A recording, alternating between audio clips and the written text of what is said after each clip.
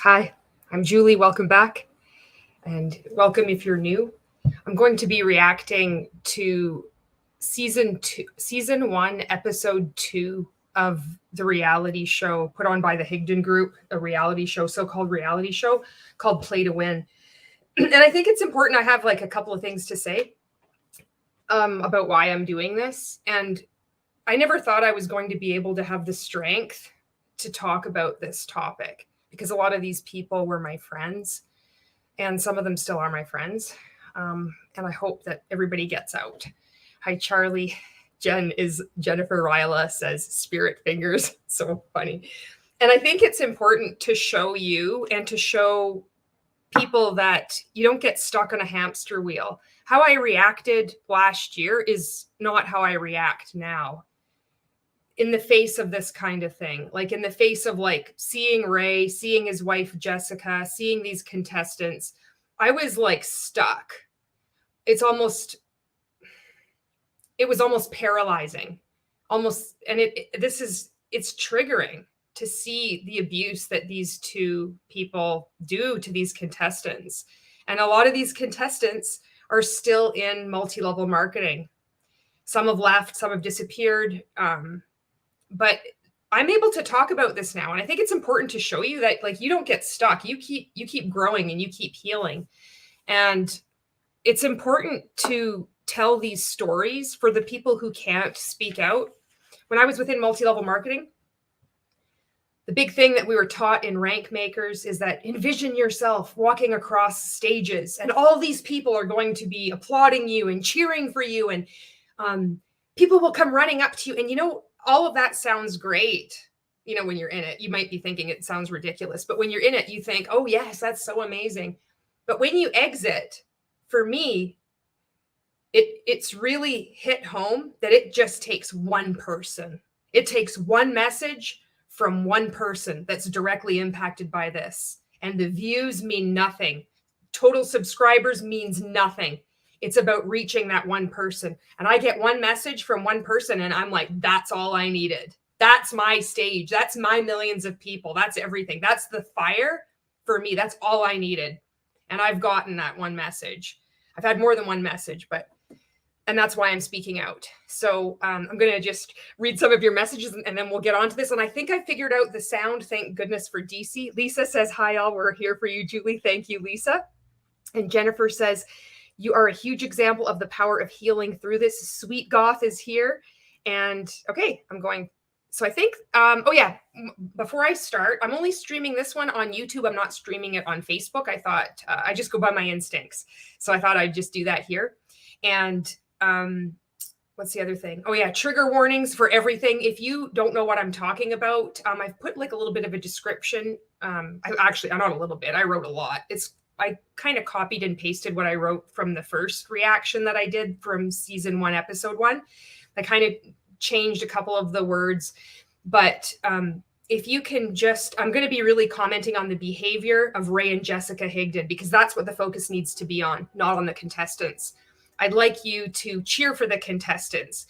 These are members of a commercial cult and what they've had to put up with on this reality show, where we all watching it, we all wish that we had been a part of it too. We didn't see the abuse.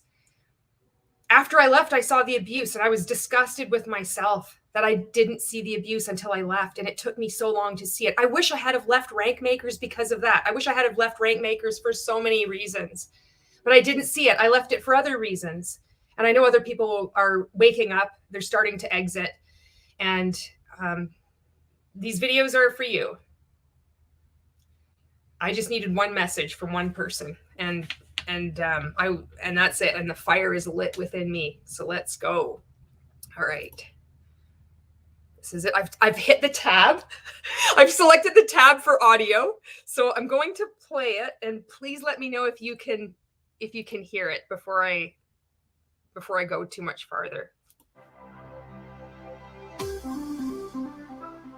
Can you hear that? Can you hear the music playing?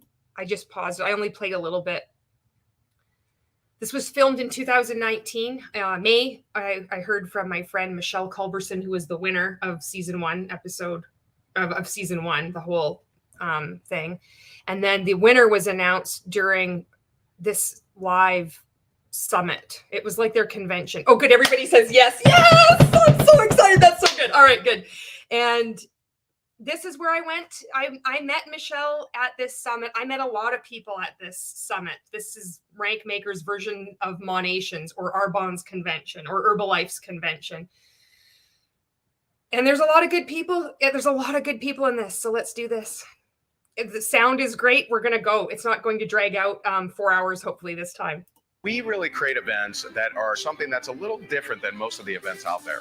That's designed for the network marketer that wants to grow their team, wants to learn, thinking a little bit bigger. I wanted to show you this from last time. 3,000 plus rabid fans, supporters, guests, and media stars at this October event. And I also want to, why I want to speak out, especially now, and especially with Ray doing this, making a hard pivot, believing he's a prophet, teaching people about Christianity, is I want it on the record for the future, for the years to come, that I did everything I could. I spoke out, I did interviews, I did podcasts, I did everything I could in order to reach people. So let's go.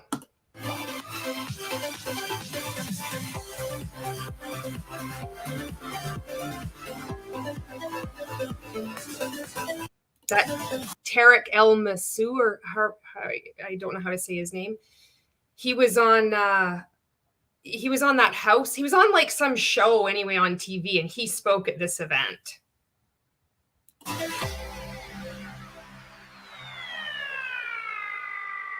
had so much fun at this event. Oh my God, I loved it. It was the time of my life.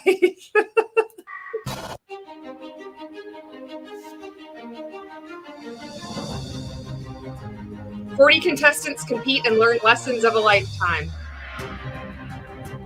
One of them will have their life changed forever." And one of them did. Actually, many of them had their lives changed forever and not for the better. And the winner, Michelle Culberson, did win the 1 year's coaching with Ray.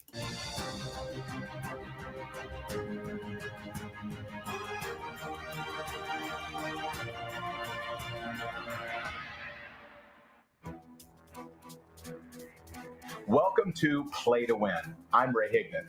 And I'm Jessica Higdon. Too many people are just getting by. We train network. Ray went from foreclosure to becoming the number one earner in a network marketing company. Oh, we've all heard this one before. So it's so weird just to see this, where it's like they're supposed to be so good at doing video. And it's funny because every time we do this, when I see it now, it's so forced. It's like, "Hi, I'm Ray Higdon, and many people are struggling right now, trying just to get by. But if you," it's like, if we did that, we would be scolded. We'd be like, sound more natural. But he's so stiff. Like, it's so weird. Jennifer says, why am I calling you Jennifer? I never call you Jennifer. Jen says, rabid. Why did I never notice that? That's a weird choice. And Tarek El Musa did flip or flop on HTV. So this is where HGTV, you can see these people now, how they're affiliated with Ray. And they should question their affiliation. Marketers how to show up in their business. It's really powerful to get somebody into your business is sharing stories of others that are in their same situation. Woo! There's a lot of people in this room that you have so much power and so much. Isn't it so weird? Shared stages with Robert Kioski, shared stages with whatever. I was on fucking stage with Ray. I should put like a blue bubble that pops up and be like, share the stage with Ray Higdon. He's going to regret that picture. I have noticed, though, this is a thing. I have noticed two things. The first one is he stopped using the word posture so much in the videos that I've seen. He's made a point of not using this word since I began speaking out, and other creators have also pointed out this. The second thing is I noticed he's removed and he stopped using video footage of this October event that was advertised at the beginning, where I was on stage with him and also Michelle Culberson was, because we've talked about it. And that's not on those videos anymore. His new videos, they were from 3 months ago. So somebody's listening. And to me, that's a good sign. Even if they're totally still like thinking that, Ray is an amazing person and he's helped them so much, they've had to change. They've had to do something. And I have to believe that there's a crack. And all you need is a crack. As soon as that first crack shows, it's game over. I don't know how long it'll take for these people, but I have to believe they're going to wake up. All it needs is that one crack. And I've seen enough changes just with those two things. And there's been other subtle changes I've seen. People that are making these changes, like removing my video from the University of Higdon library, like my TikTok training, somebody had to remove that. So somebody had, like, they're going to be confronting their own, cognitive dissonance, if I'm using the word right. Wealth and abundance, it's just your bank account doesn't reflect it yet. We can show you how to make more money, but it's all in how you show up in your work and in your life. This show will tell you who's going to grow. They can't show you how to make more money because you're in network marketing, and over 99% of people have to lose in any multi-level marketing company. And it doesn't matter if you think that your company isn't a multi-level marketing company. It doesn't matter if they say that the structure is a reverse funnel or if it's horizontal. If there is recruitment, and if you say, well, you don't have to recruit, it doesn't matter. If recruitment is there, if the possibility of a business opportunity to present to someone else is there, you're in an MLM and you're in a pyramid scheme. And who has to go? So let's meet this episode's contestants. So first of all, thank you all for being here. I know that some of you flew a very long way from. The same thing that we saw in the first episode was when they said, how far away you flown in from? And they do the same things at events, and not just rank makers, but other events as well. And so this is I think it's probably going to be the same kind of format where it's love bombing, kind of nice, maybe not love bombing, but just being really kind and welcoming to everyone, maybe a bit playful. And then they'll do the interviews where they break people down and they'll get them to tell like stories that they shouldn't be talking about, abuse and trauma, and how to craft that, manipulate that story to like maximum impact in order to drive traffic and clients to the Higdon Group. And then they'll just be like very mean and contempt and ridicule all the contestants, give them contradictory instructions and information, and then scold them when they pay attention to their instructions. And if anybody criticizes, they're going to slam them, and all of the contestants will feel bad about themselves and will use language like they did in the previous episode, like, I want to punch myself in the face, I'm so stupid, that kind of language. I foresee that this is exactly how it's going to go. Mom B says, yes, perfect usage. Beth says, I love how he says words like Wallace does in Wallace and Gromit.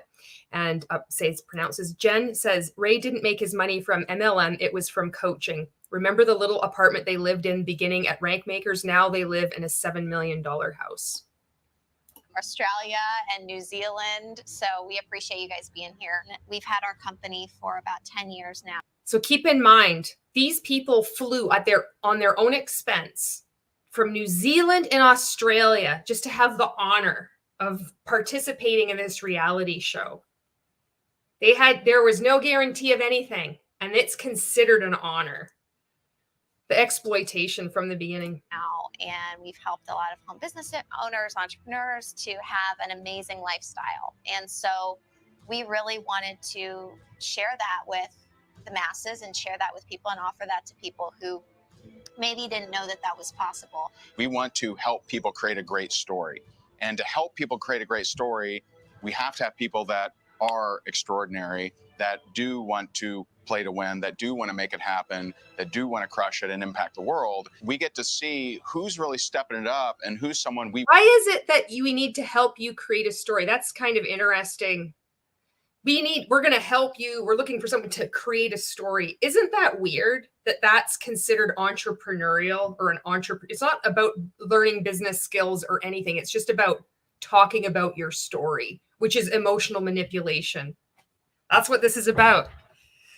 Good evening, Kelly. We want to create a story with. I know what it's like to struggle. I know what it's like to Here we be go. at the bottom. And we want to help inspire some people, and you guys are going to help us do that. I want to introduce someone really, really special to you. Mary Kay, would you come out here, please? Everybody. And I just want to, so her job, her job title is Member Success Manager. What that means is twofold. One, her job is to help our clients, our customers, the people that work with us, our members of our different groups. Her job is to help them produce more. And so that's why she's so integral to produce more. But what does that mean, to produce more? To recruit more people into your network marketing business, to get more sales, or to just increase the sales of the Higdon Group? That's what it is. Mary Kate, I hope you get out one day. I hope you get out one day. I really like you. I really liked you. I know you think I hate you. I know you think I'm a hater. I hope this gets through. I hope you're not knowingly deceiving people, and I hope that the contradictions that are piling up from voices that are speaking out of abuse, I know it can be uncomfortable, but you're a smart woman, and the cracks have got to be starting to show. Please have the courage to investigate them. This process and our company as a whole.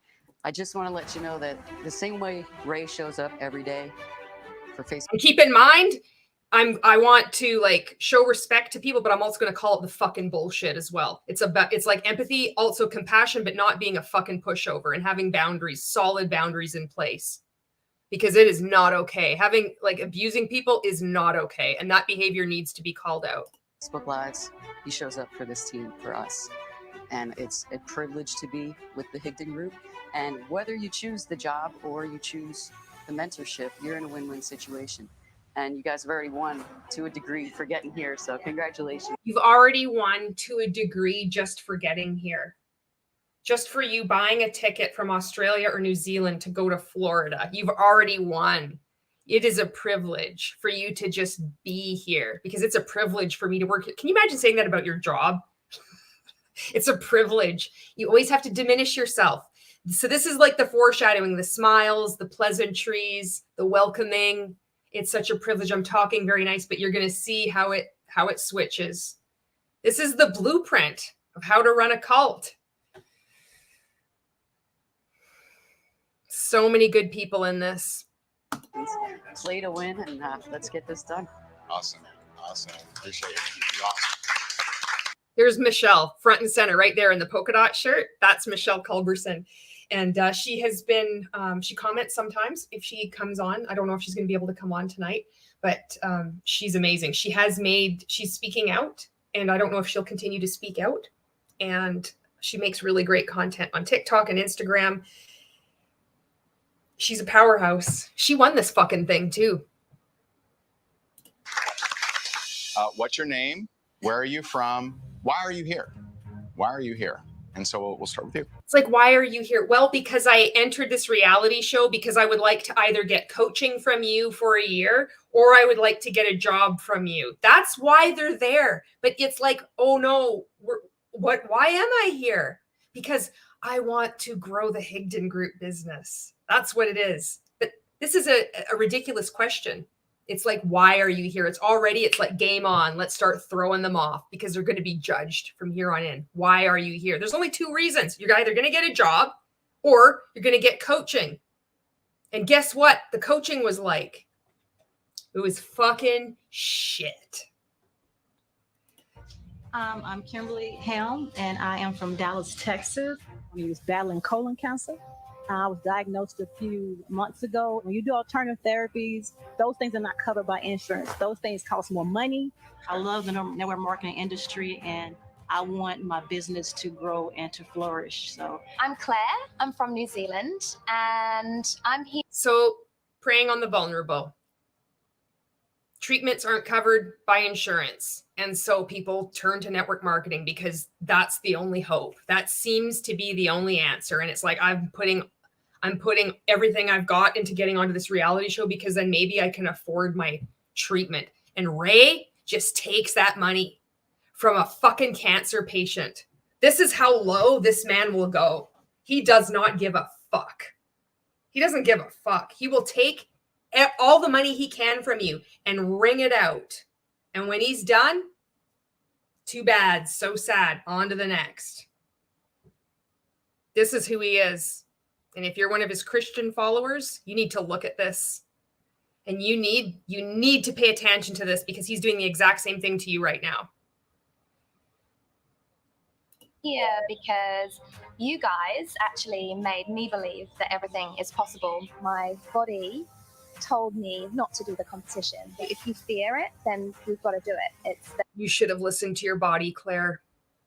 And this is what it is. Your body told you not to do it. Your instincts are telling you not to. But if you feel uncomfortable, you need to not listen to that, and you need to do it anyway. This is how fucked up it is. You know that book, The Gift of Fear by Gavin de Becker, where he talks about how fear is a gift. It's your instincts are informing you. You don't need to be like, why did that person that walked by give you the willies, made the hair stand on the back of your neck? You can look back afterwards and say, oh, well, it's because, normally there's nobody walking by at that certain time and all this. But it's like all these things, they just inform you instantly, and you take action on that.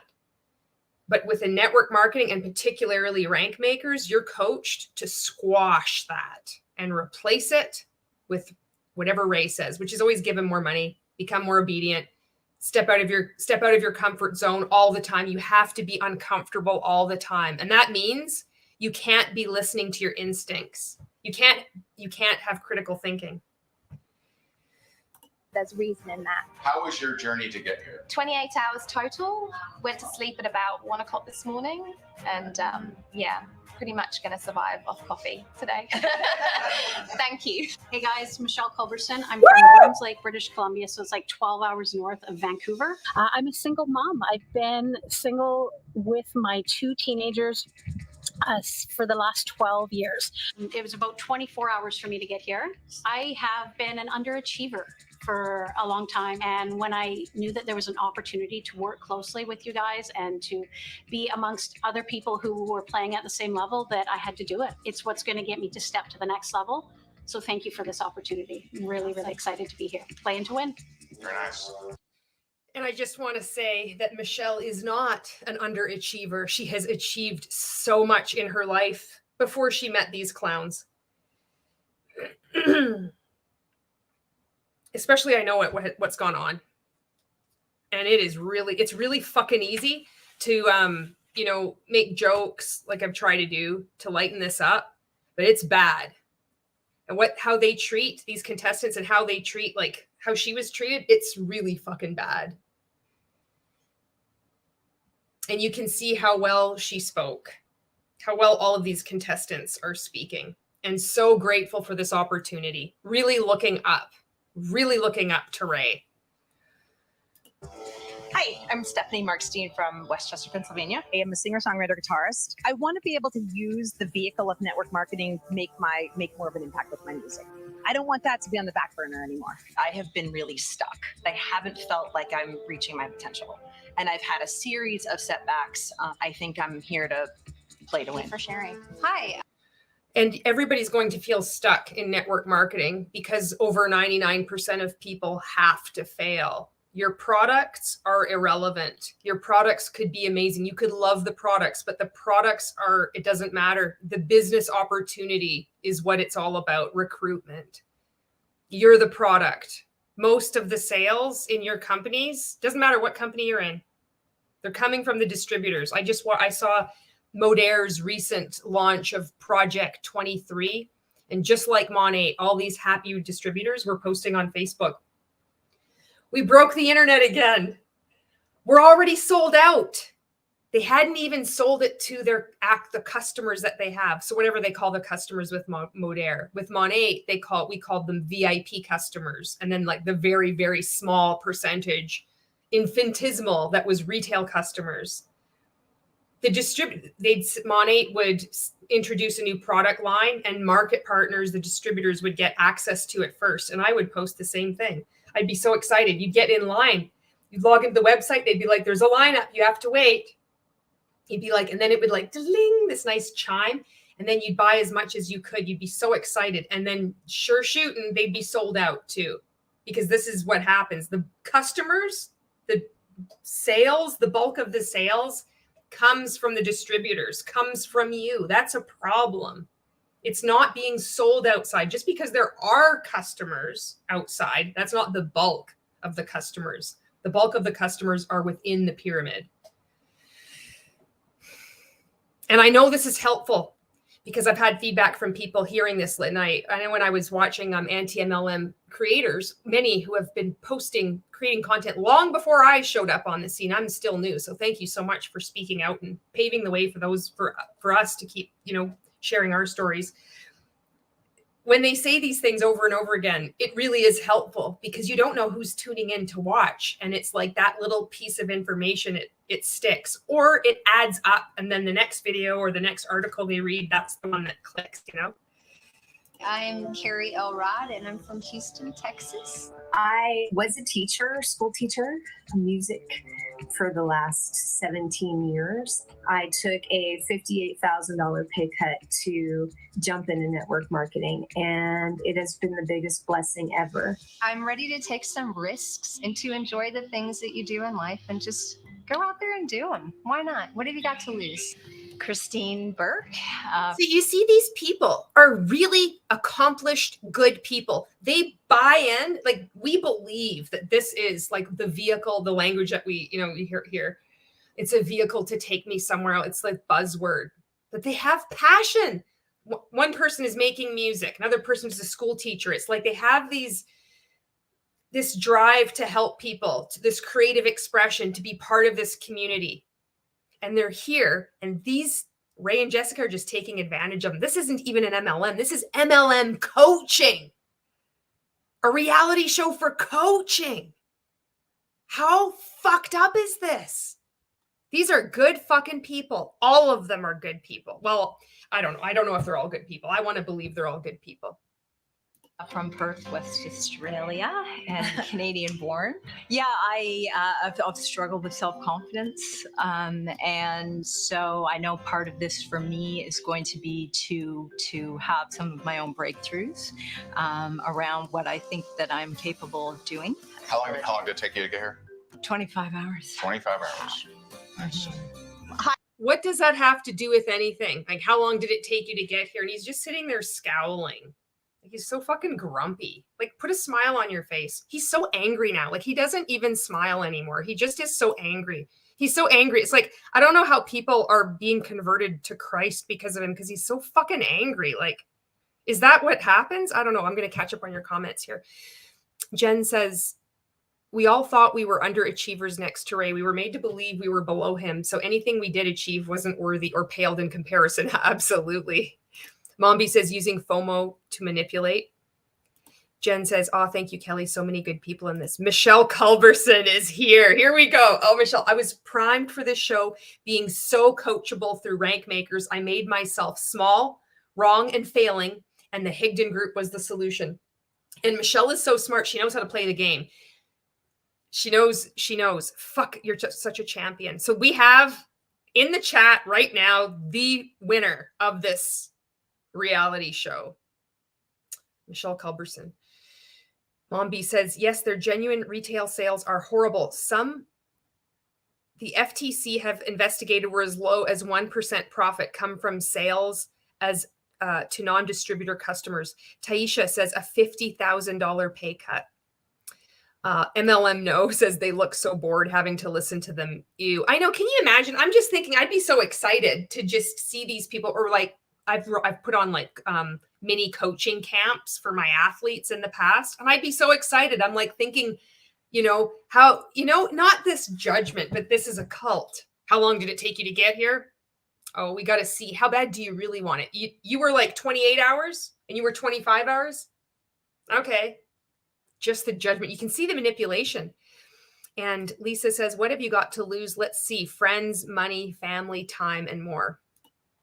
Shadow says, I can't believe some came from another country. So much expense. Yikes. Exactly. Jen says, thank you for pointing that out, Julie, because you can tell he asks the contestants that traveled for distances just to create division. And Sherry says, again, Ray, Dom, Eric, and Grant are the 4 horsemen of the apocalypse. I was floored that Ray sunk so low to be interviewed by Dom. That was an eye-opener. I never saw it, but I heard. I was quite shocked. I was like, holy shit. He is desperate to sink that low. And that says a lot. If you can fucking imagine. Hi everyone, my name is Tracy Cook. I'm from Perth, Western Australia. So I was at a crossroads turning mid-century of who am I? And people were talking around me, not to me. Fuck, Ray, smile. Why are you so grumpy? Why is he so grumpy? You need to put a smile, turn that frown upside down. Because I was older and I thought, I'm not Nana in the corner. Awesome. Glad you're here. Thank you. All right, good job. Ryan Johnson from Minneapolis, Minnesota. Took me 3.5 hours to get here, so I'm extremely just exhausted. Yeah. If I can win this, then I can pretty much do just about anything I put my mind to. I'm a single father, so, you know. How old's your daughter? She's 10. 10. Kids are expensive. Dance is expensive. Girls are expensive. Girls are expensive. Another thing why I'm super excited to be here is I get to sharpen my steel and forge the blade in the fiery depths of the Higdon Group. So, Nice. I like it. super excited to be here. Nice. My name is Tripp Knowles. I live in Connecticut. Father of 2 and husband of 18 years. I struggled a lot with labeling myself as an introvert, just not having very good people skills. You're not perfect. You're figuring things out. The last few years, I've been unlocking things within myself I never knew was possible. And I feel like I'm showing my children what's possible. I want to show other people what's possible. And that's why I'm here, to take the risk, not know the outcome, but to play to win at the same time. Like, what he's looking for is all those pain points. How can I manipulate you? That's what he's doing. That's why he's grumpy. That's why he's listening. You're not really listening to have a conversation or to help. How can I best support this person? It's like, okay, how are they talking? How are they phrasing this? Because I can't wait to get them in the interview and start pushing their buttons. And we saw in that first episode that he has this weird way of like swearing and like getting all jacked up when he's interviewing a man versus a woman. He does the swearing with the woman too, but it's like, it's more subtle. So I'll be curious to see if he does the same thing. I think he'll do the same thing because he's predictable as fuck. Same time. Awesome. I love what Mind you, I didn't predict that he was going to claim he was a fucking prophet. So there's that. each and every one of you said, but I didn't hear a whole lot of specifics. I heard a lot of vague answers, frankly.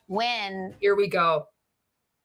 Here it comes out. So we're all nice. It's going to be fun. It's like, we're going to do this. It's like, who are you? Where are you from?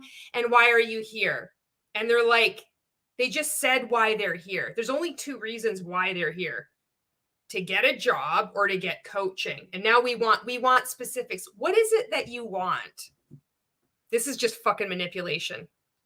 We talk to you individually. We want to hear those specifics. So the very first check. Specifics of what? Specifically what do you want to hear? Why they're here?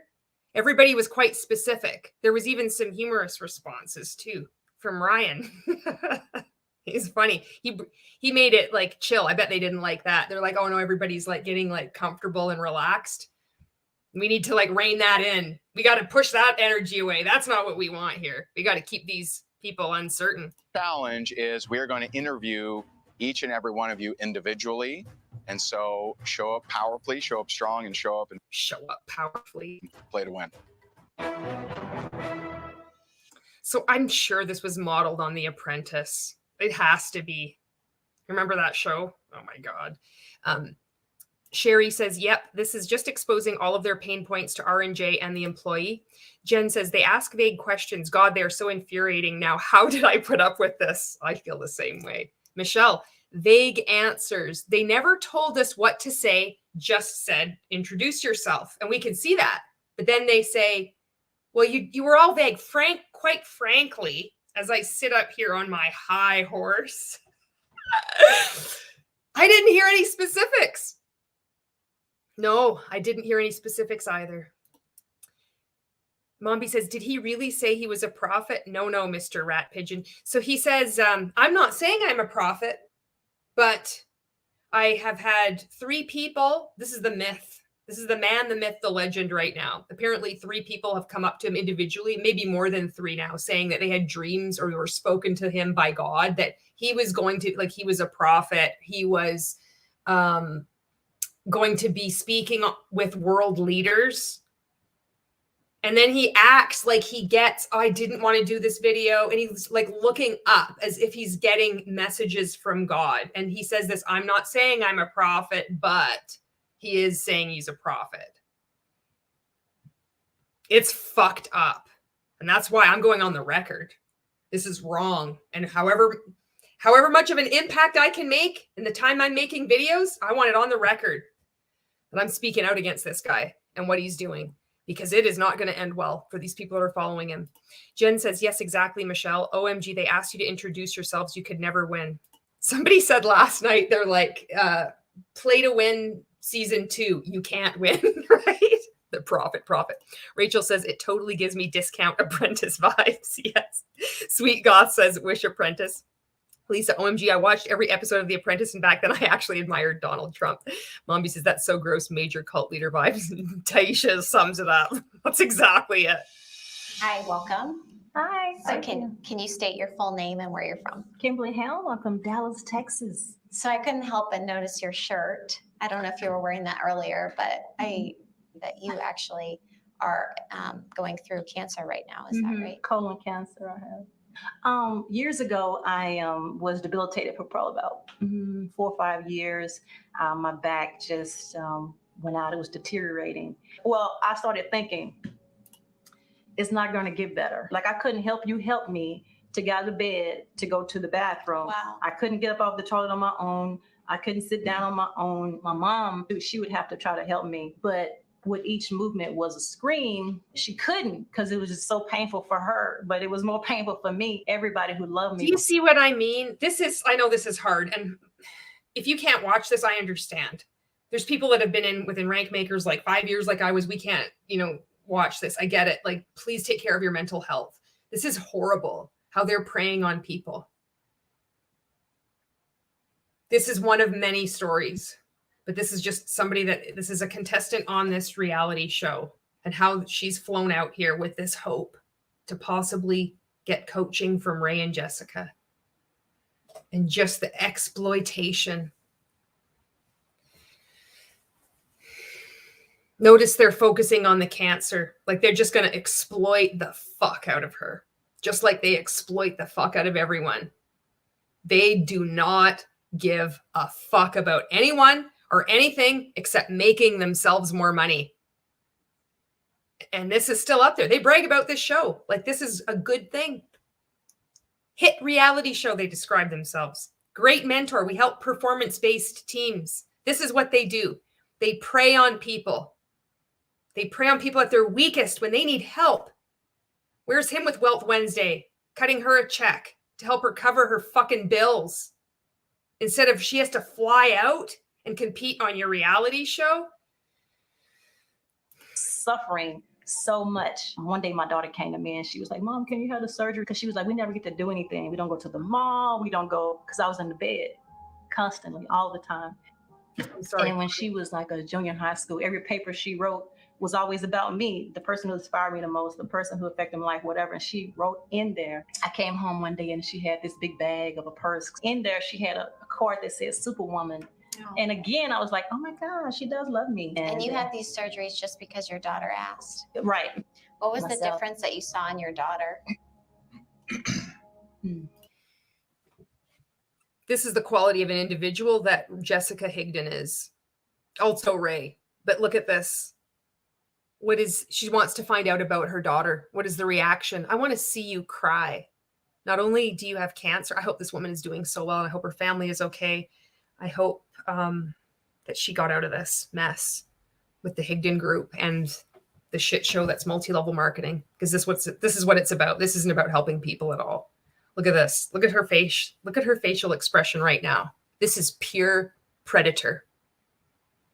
This is the Higdon Group. This is what they do. Relief, because for 5 years, she had to watch me suffer like that. Since I've been diagnosed with colon cancer, I have not cried, not one time. And when they asked me, how did that affect my daughter? That broke me down. Ray's really struggling to squeeze out a tear for the camera there, I can tell. Rachel says, how evil can you be to exploit someone with cancer? Chronically, B Queen says, it's disgusting how the government hasn't even stepped in. Yes, they do exploit people just because they can. Hi, Jess. Chronically B says, she needs to learn what an honest 9 to 5 is. And Jess says, entertainment for them. That's it. Jen says, I hope she's okay too. Michelle says, Kim just recently celebrated her 3-year cancer-free date. That's fantastic to hear about, Kim. Good for her. Right on. Jess says, yep, predator. Chronically B, a lion going after the prey. Jen says, oh, wow. Thank you for sharing that, Michelle. Yeah, good for her. A little bit. I haven't cried about the cancer, but I cried about how did my daughter feel, you know? And so, yeah, I lost my thoughts. When something I lost my thoughts because they made her lose her thought. This is supposed to be the 60-second pitch. So if you watch the first episode, this whole thing is like, tell us in 60 seconds or less why you should work for the Higdon Group or we should coach you. Ray should coach you. And then they throw everybody off kilter by tell us your abuse story, your trauma story. Why are you so vulnerable? Why are we preying on you right now? And then it's like, it's wrong because they lost their train of thought. No, this is the blueprint to break you down. They did this with the previous contestants. They did this with 80 contestants over 2 years, 2 seasons. And they did this with 16,000 people in rank makers at its peak. And who knows how many other people that they've coached in the network marketing industry. Traumatic happens in your life, and we found this for a lot of people that we work with, it can be all consuming. It affects your business. You can't let this happen, and you can't just sweep it under the rug. There we go. You can't let your cancer diagnosis, your priorities with your family take priority. You can't sweep your network marketing business under the rug because your network marketing business needs to take the priority in your life. It's that important. It's more important than your health. It's more important than your health. How fucked up is that? This is the multi-level marketing industry. Anybody that is like, I'm just going to purchase some oils to support my niece. You know, she sells doTERRA. I like the smell. Really, how bad is it? You're enabling your niece to believe that she is running a real business. And you don't know how long she's going to be in before she purchases coaching from somebody like this, maybe from them. And you don't know how much money she's investing in other courses and other coaching and different challenges and getting to her company's events.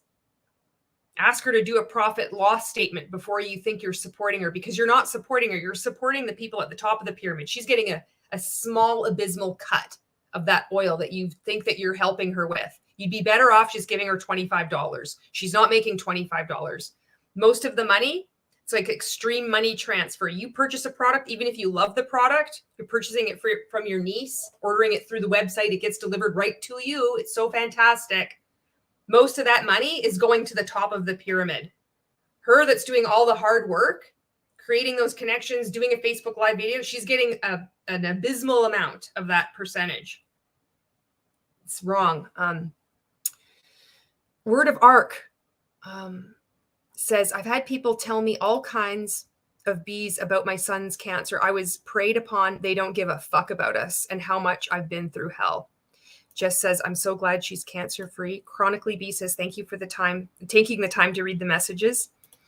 Jen says, the blueprint to break you down. Word of Arc, my son is now finished with chemo, doing pretty well after 3 years of treatment. Oh my goodness. Oh, I hope. Oh, that's so good to hear. Jen says, who exactly does Jessica work with? She always says we. They do speak in the royal we. It's weird, isn't it? And Chronically B says, Word of Arc, Awesome. Thank God. Shakedown says, hey, Julie, glad I'm catching a bit of this one. Word of Arc. He's 6 now.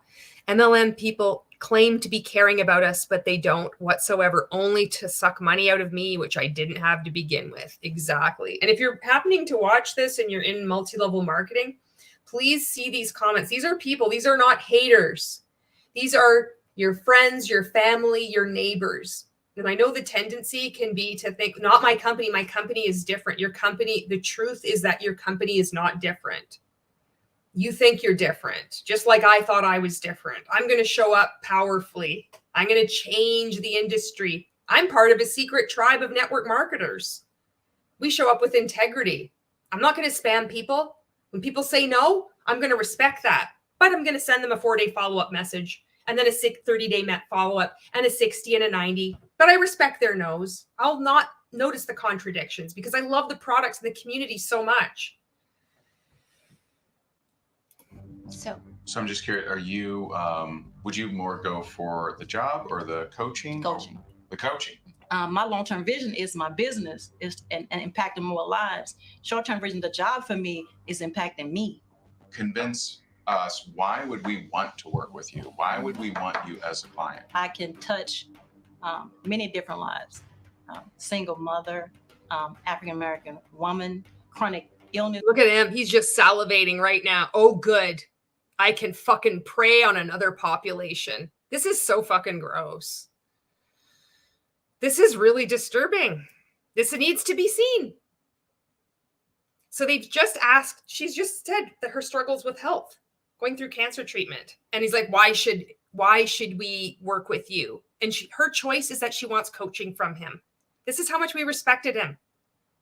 To sacrifice even like getting a job just because his coaching was perceived to be so valuable that just the coaching alone, we would transform ourselves.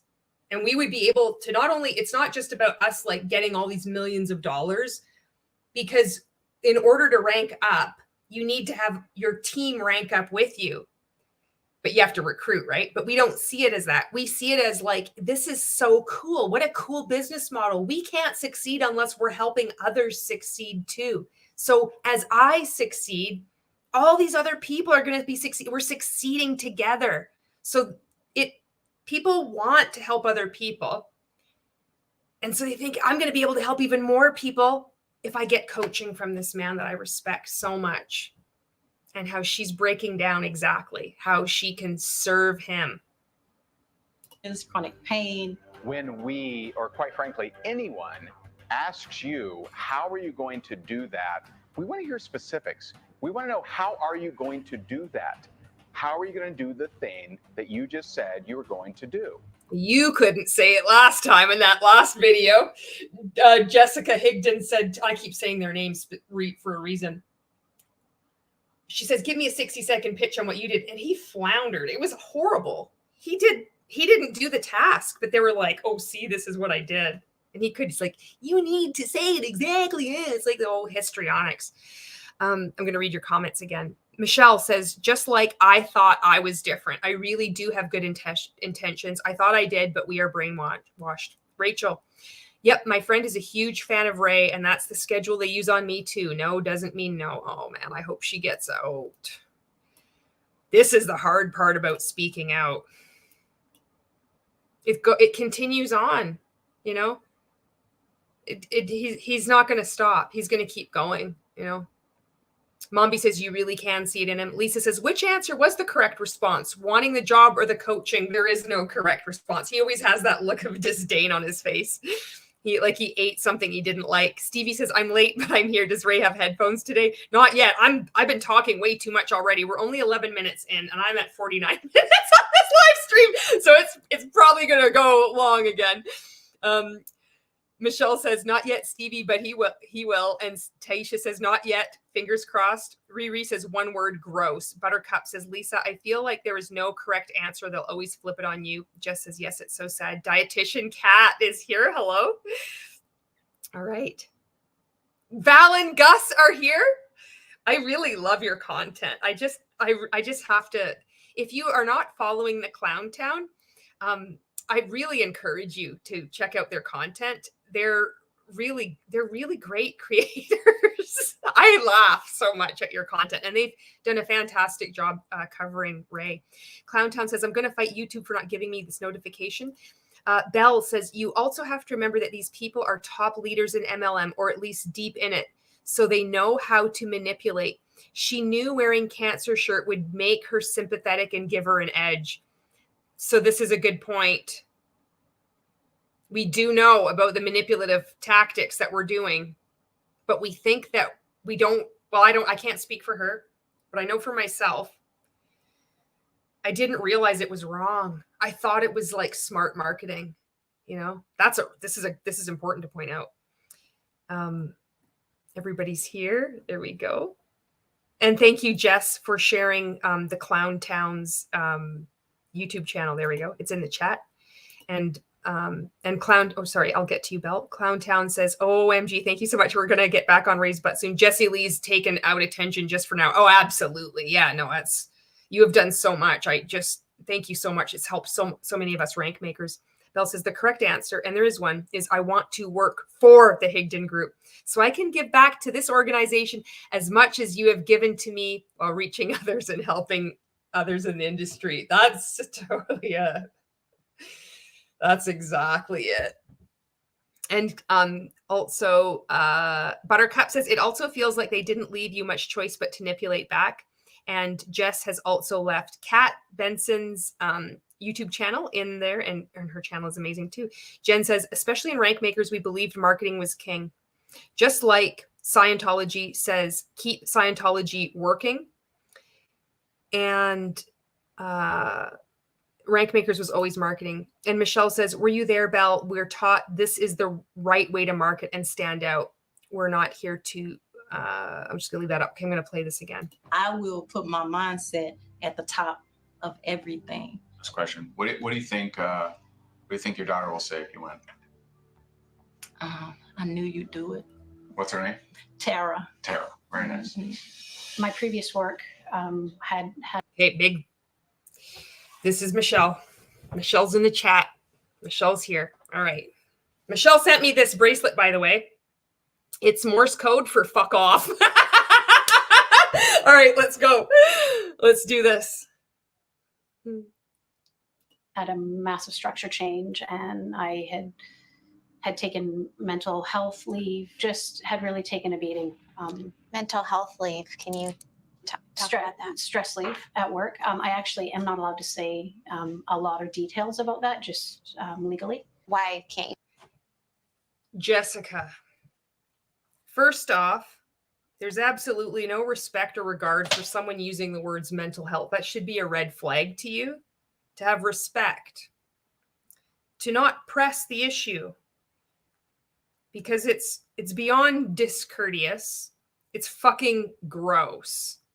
And this look of disdain of like, well, why can't you? Why, like, let me talk about it more. I want details. I want to know. I want to know blood. I want to know gore. I want to know, how does it make your daughter feel? I want to know, because this is what we want. Fucking Michelle is strong.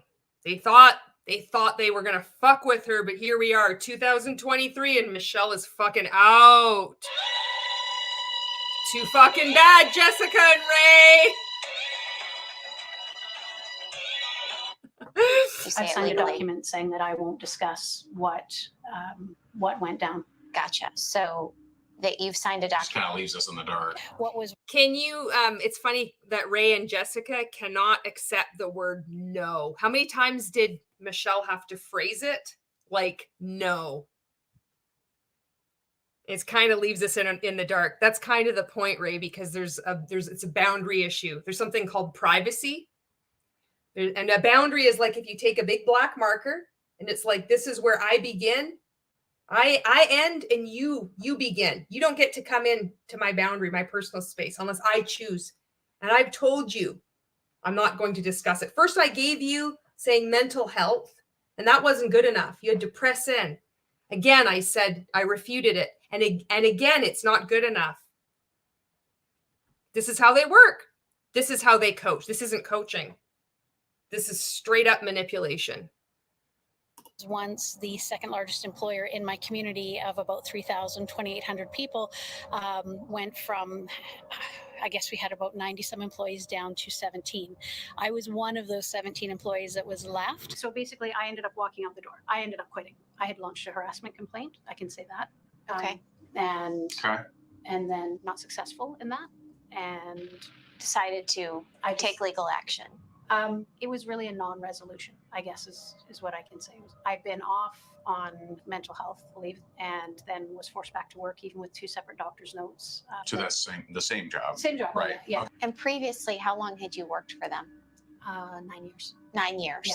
So, and this happened how long ago? First leave I went on was April 2016, and Jessica doesn't respect boundaries, and neither does Ray. We're just going to press in. Look at this fucking cold calculation.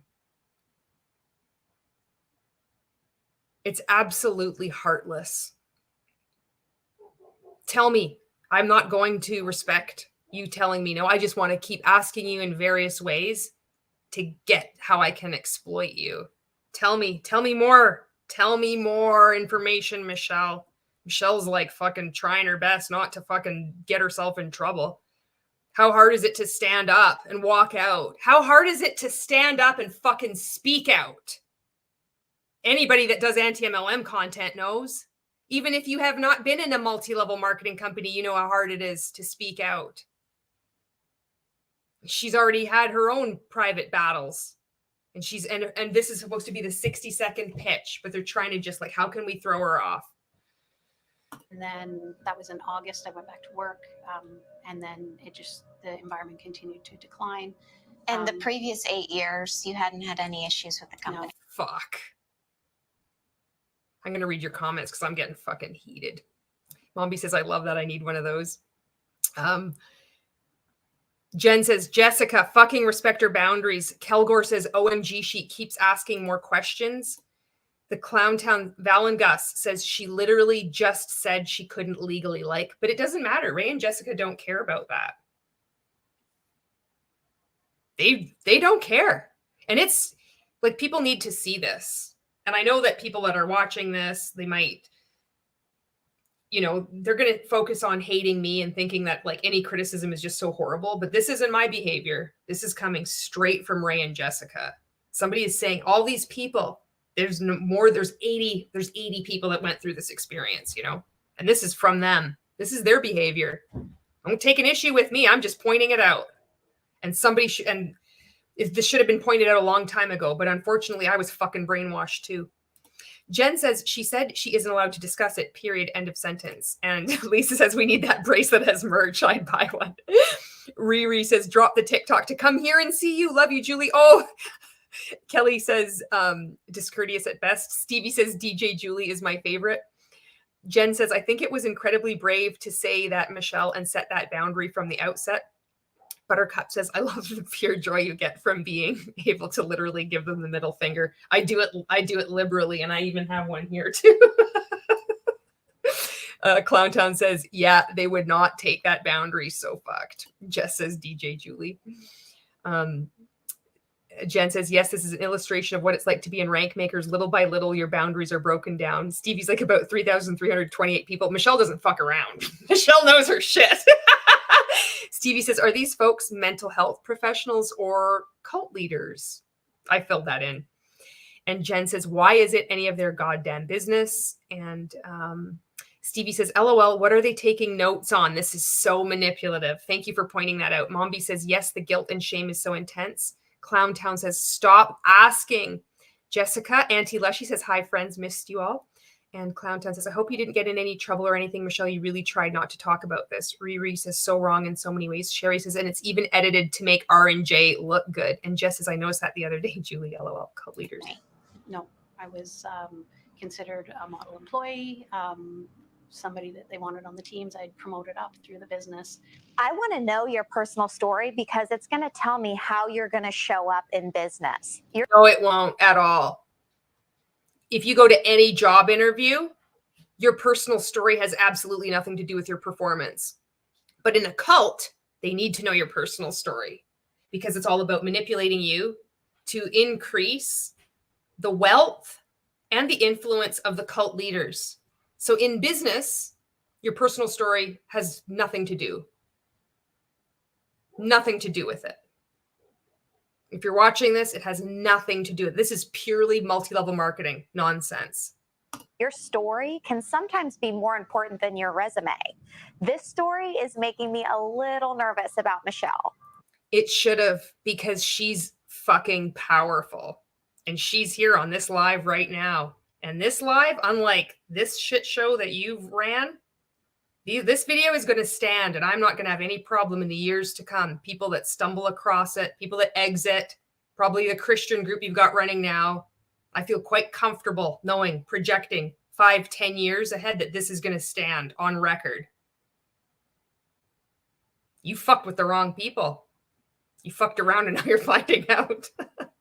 What does it mean to you being here? So this, for me, further than I ever thought I'd go. So it means a lot. It means that there's a lot more that I can do that I never thought possible. Do you believe that you're worthy of that position and that success? I'll be honest, working on it. There's days I get up and I just think. All their goal is to break each person down. And so they just pressed. Find what the person doesn't want to talk about and make them talk about it. If we get them to cry, we've won. Perfect. We want to diminish them and make them feel unworthy. Do you feel worthy? Do you feel worthy? I know you don't feel worthy. I know exactly what you're going to say because we've manipulated you to be able to say this. Oh, you suck.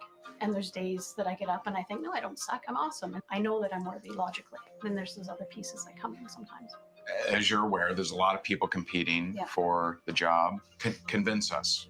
Why are you the choice? I fucking love this now because it's like, this has happened. It's kind of weird to see like the it's not even like foreshadowing. I guess it's hindsight that they worked together for a year. She won. And this was like before this. And she's out of the multi-level marketing industry and she is like speaking out. And I don't want to say because she doesn't ever have to keep speaking out. But it's weird to see this now, like looking back. And I remember I watched season 1 and I wish I had been on season 1. I thought it was amazing coaching. As the coaching client we want to pick. Because I'm going to win. Why are you going to win? Why am I going to win? Because I'm terrified already. I don't know if you can see how shaking I am. I've been terrified all day. And despite that, I'm going to keep going. I'm not going to quit on you as a client. I'm not going to quit on myself because I'm not quitting on my kids.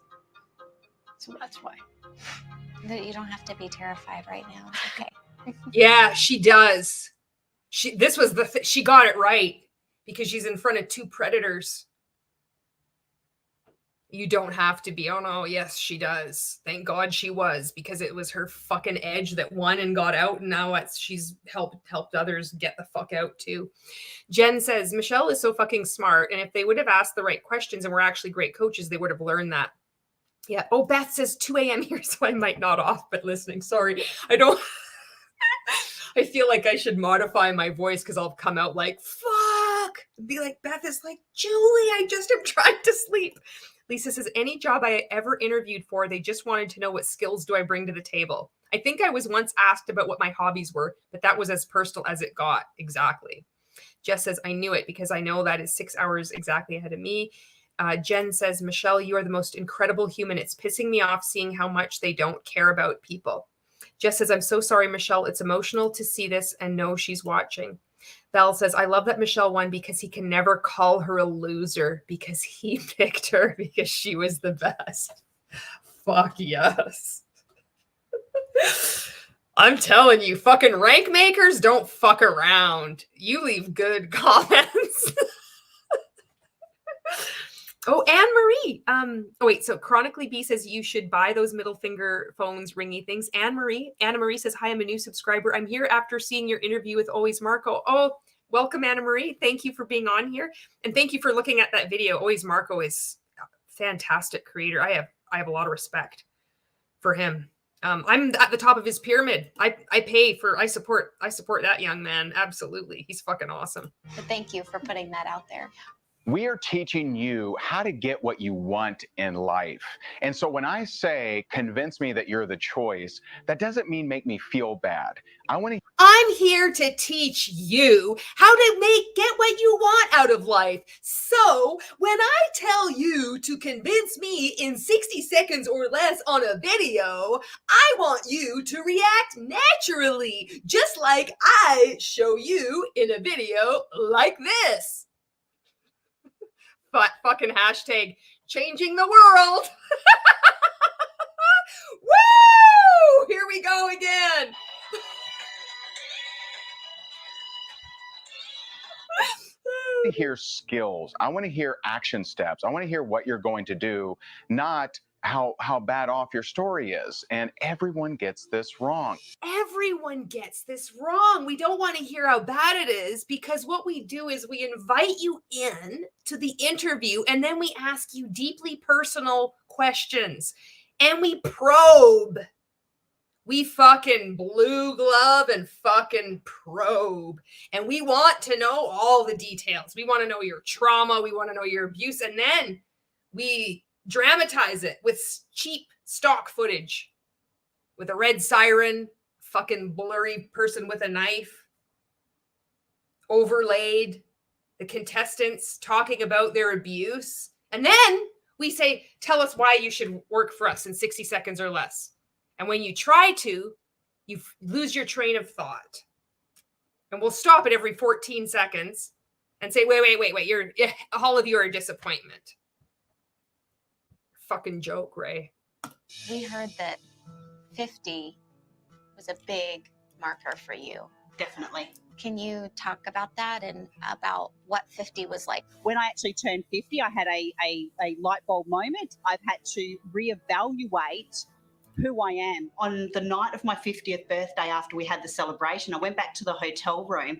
Everyone had gone to bed and I was standing on the balcony and I actually broke down about it. More than halfway through my life, what have I done with my life? I'm the one that organises everything. And I thought, when did I take some time out for me? I had wasted so much time. I don't know if this was after turning 50 or before, but then you found out that you had cancer. Let's get to your cancer diagnosis and tell me, how bad do you feel? And do you have family members that are really worried right now? Can you tell me how they feel too? Tell me how horrified you are. Can you afford the treatment? How will it feel if you can't afford it? Does this make you feel uncomfortable? Me asking you this question? You shouldn't feel uncomfortable. Jesus fucking Christ. This is the new prophet right here. Caught up in an era where you suck it up and you put your big girl pants on and you don't tell people your problems and you just get on with it. Still testing positive for the markers and we don't know where. So I don't know how long I've got left. So I've got to make the most. Hi, Johnny. Welcome. Welcome here. Out of absolutely everything that I've got at the moment. How has that changed your perspective? When you're faced with that situation, there was no window to doubt.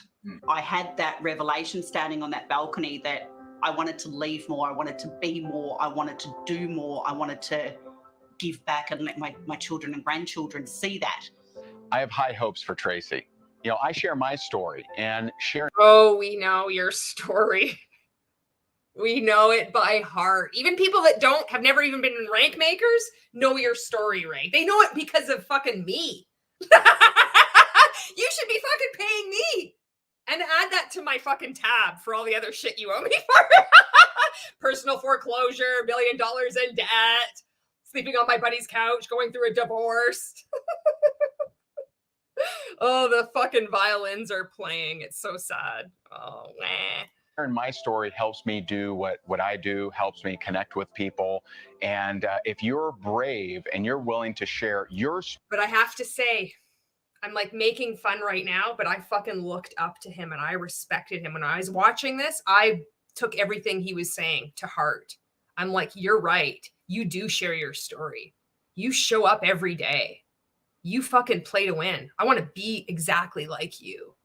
I fucking looked up to this man. 5 years I looked up to this man. Story, it can do the same for you. Being vulnerable and sharing your story can attract people to you and really inspire people as well. So I want to just that he just kind of says it, and it can be lost. But what he means, and I didn't piece this together until I watched Mac Attack's video on Ray. And I'd already been out and I was speaking out, but I never put it together. What he talks about being vulnerable and sharing your story is emotional manipulation. And that's why it's so important for anybody to speak out and just point these things out, because it really helps us that are leaving. I never put it together. I'm like, that is emotional manipulation. That's what we were taught to do. I had found the language through watching other anti-MLM creators speak about, I was manipulated and then I became the manipulator. But I didn't understand this other level of it's about being vulnerable. And that's when I would do live videos talking about my shit that I shouldn't have to recruit people. People would feel bad, but it wasn't they just feel bad and they pity you. It's like you could get so good at describing exactly how you felt, because he would teach us to speak to a previous version of yourself, that people would feel like you're talking to them. And they'd be like, this feels exactly like how I feel. And I'm like, I'm so happy that it's resonating with you. And then they would almost by default want to do business with you, buy my Monate shampoo, sign up as a market partner. And I'm not sitting there like, oh, good, I'm going to talk about cutting myself, attempted unaliving myself in order to recruit people. And I'm like gleeful about this. I really feel that what I'm doing is good. I really believe that by me not talking about this publicly on Facebook Live videos, that I'm holding myself back, that I'm not going to reach my full potential. And even worse is I'm not going to be able to help people that are waiting, that they're, for whatever reason, they just needed me to speak out. That's how twisted this goes. It's covered by the fact that you want to recruit people, but you don't see it. You don't see it at the time, you know? This is dark. I'm sorry if you're new here and you're just like, what the fuck? But this is what happened. Would you pick the coaching or the job, or what would you do? Is the job in the US or Australia? You could be in Australia. I think it would be absolutely fantastic to work for the Higdon Group. Now that I've broken myself right down, I need to rebuild. Now that I've broken myself right down, I need to rebuild. She didn't break herself down. They broke herself. They broke her down. Jesse Lee Ward talked about purposely breaking people down because that's what cults do. I'm going to catch up on your comments here. Lisa says, good luck, Gus. I bet it will be awesome. Jess says, Julie will be on my podcast soon. And Jen says, haha, Johnny, tell that to Dom, who thinks Marco is taking advantage of and taking views from the anti-MLM women. Oh, that man's a walking red flag. He's not, you know, there's just people that just want any kind of platform, any kind of attention. He's not getting any more of my attention, that's for sure. Stevie says, what about the being in 12 companies part of his story? He's selective about that. He wouldn't talk about that all the time. Jen says, Ray's brain is like a I can't even talk. Ray's brain is like a homing missile, constantly searching for a place to talk about himself. It's true. And Jess says, yeah, add that to the tab, you fuck. He loves the vulnerable people. That's the one ones he can prey upon more. Jen says, I was always talking to a past version of myself or journaling on a future version, never looking at what the fuck was happening right in front of me. It kept me so confused. Yes. The Clown Town says, someone else on the JLW trip said they were broken down to be built up again. And Jess says, you're doing amazing, Julie. Thank you. And I see that as a way of rebuilding. I'm not a fluff person. I don't like a bleeding heart. I don't really tell a lot of people because I don't want to get a sympathy vote. You know what I mean? I don't do that, but that always, pulls a heartstring with me for sure. I was a teacher for 17 years and towards the end of my career became pretty miserable. What was miserable? Miserable. I was a teacher. Oh, there's a word, miserable. There's something that you're angry with, unhappy with. Tell me more about that. He is. It's like, oh, that's what I want. He's masterful at this. It's almost when I first started teaching, it really wasn't that bad. The kids were not as negative or disrespectful, but as I got further into my career, the kids became more disrespectful. I felt like I was taking verbal abuse on a daily basis for about the last 2 years of my career. They're like, oh, wait, we're going to unleash some emotional, psychological abuse on you. This is a good person here. Another fantastic individual that they are hurting and manipulating. My husband wanted me to stay in it so that we could just have a paycheck. I can totally relate to that, and that being somewhere you don't want to be and having your family pushing you to do that at the same time, that's got to be really hard. It was hard. It felt like money came before our family. And while money can do great things for your family. Look at, they're like, oh, good, we're going to push, get them to cry. And then, so we've heard a lot of stories. A lot of people have had it a lot worse than you. Tell us in 60 seconds or less why you should work for us. What do you want? You want the coaching or do you want the job? Tell us in 60 seconds or less. This is his blueprint right here. Reverse cult indoctrination blueprint. What did he's like? Oh, I don't want to do this video, but I've just received this message from God. I need to talk about this right now. That was not doing great things for our family. How did what you were going through affect your relationship with your daughter? I was missing out because all I wanted to do was go home and go to bed. I didn't want to do things with her. I was tired. I was grumpy. I didn't want to be that mom. There's something specific that I heard about your story that you're not sharing now, because there are so many people out there who don't have self-worth. And for this show and the Higdon Group, it really comes down to a matter of self-worth. And so can you speak to that? And how fucking low can one possibly get? This is multi-level marketing. This is the multi-level marketing coaching industry. This is what you might not know what's going on.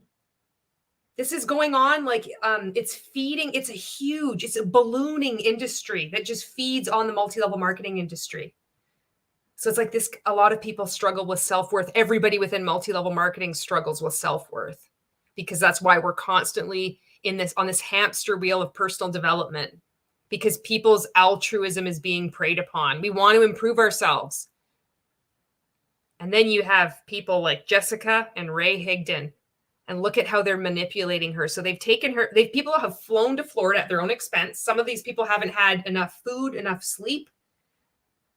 And they're just look up to them so much. And it's just have divulged things that they don't want to talk about, things that are uncomfortable, crying. And then it's like, this comes, especially with the Higdon Group, this comes with self-worth. Jen says, I was deep in Arbonne for 8 years and then was recruited into Rank Makers and worked as a coach for Ray for 3 years. So this is something that you might not know either. So we had Michelle Culberson on earlier, who was the season 1 winner of this reality show. And Jen was one of my coaches, actually, when in 100K Inner Circle. Jess says, oh, okay, I was in Arbonne, but not for long. It was before social media was a big thing. Anna Marie says, I am a high school teacher. I will never join an MLM as a side hustle. Too many friends have been in MLM, so I've seen a lot. Oh, thank goodness. Oh, thank goodness. Oh, you can set the standard and help others.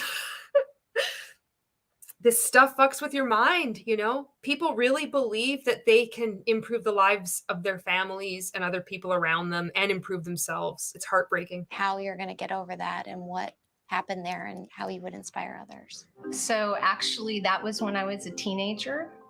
My parents got divorced when I was 12. So something happened here. I don't know if you caught this. She never brought it up. I don't know whether it was edited out, but she didn't want to talk about it. She left it out on purpose. And somehow Jessica has this piece of information and is probing again. Let's get deeper. Oh, we saw you cry. I found out even more information about you.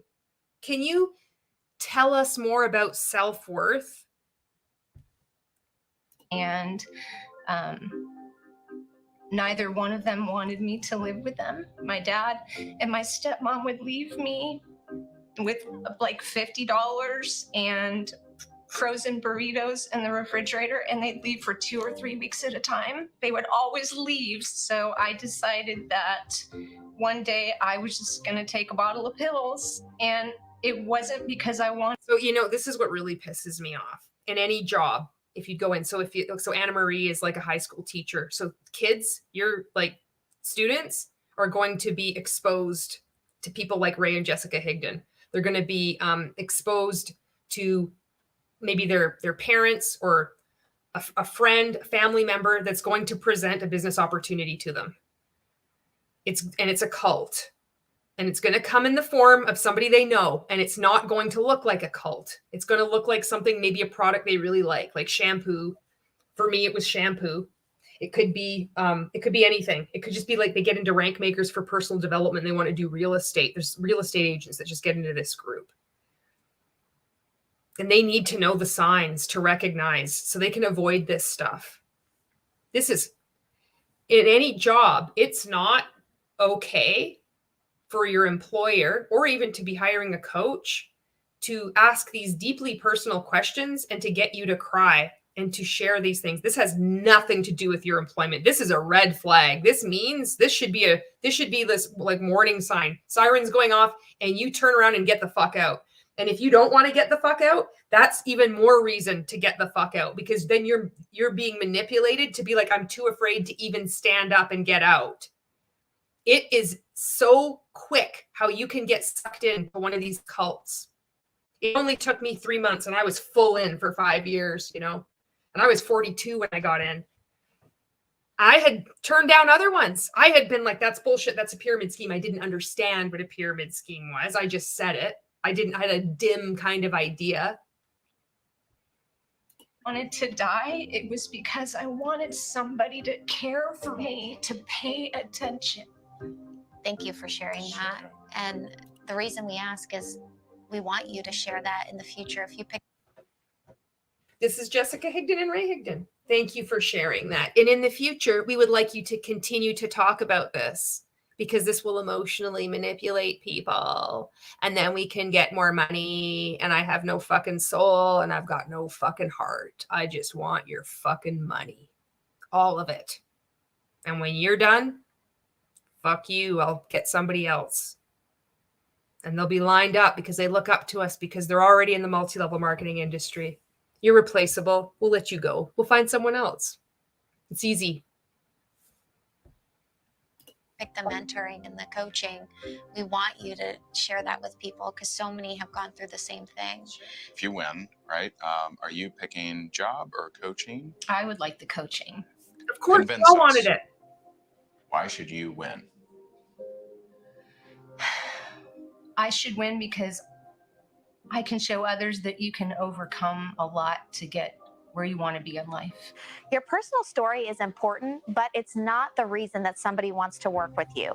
We want to know, what are you going? She just said in the previous takeaway that it's all about your personal story, but now it's not really your personal story. It's like, oh, we know, here comes the contradictions. It just doesn't mean anything. I applied for this thing too. I haven't looked to see if I have that video still. I probably deleted it. It was so bad. I was like, all I need is a chance. Oh, fuck. It was fucking brutal. And I did get an email back. It was like, thank you. We're considering it, but then I never got through. Thank God I didn't get it. But that could have been me. I could have been on this fucking thing. I wonder how that would have gone.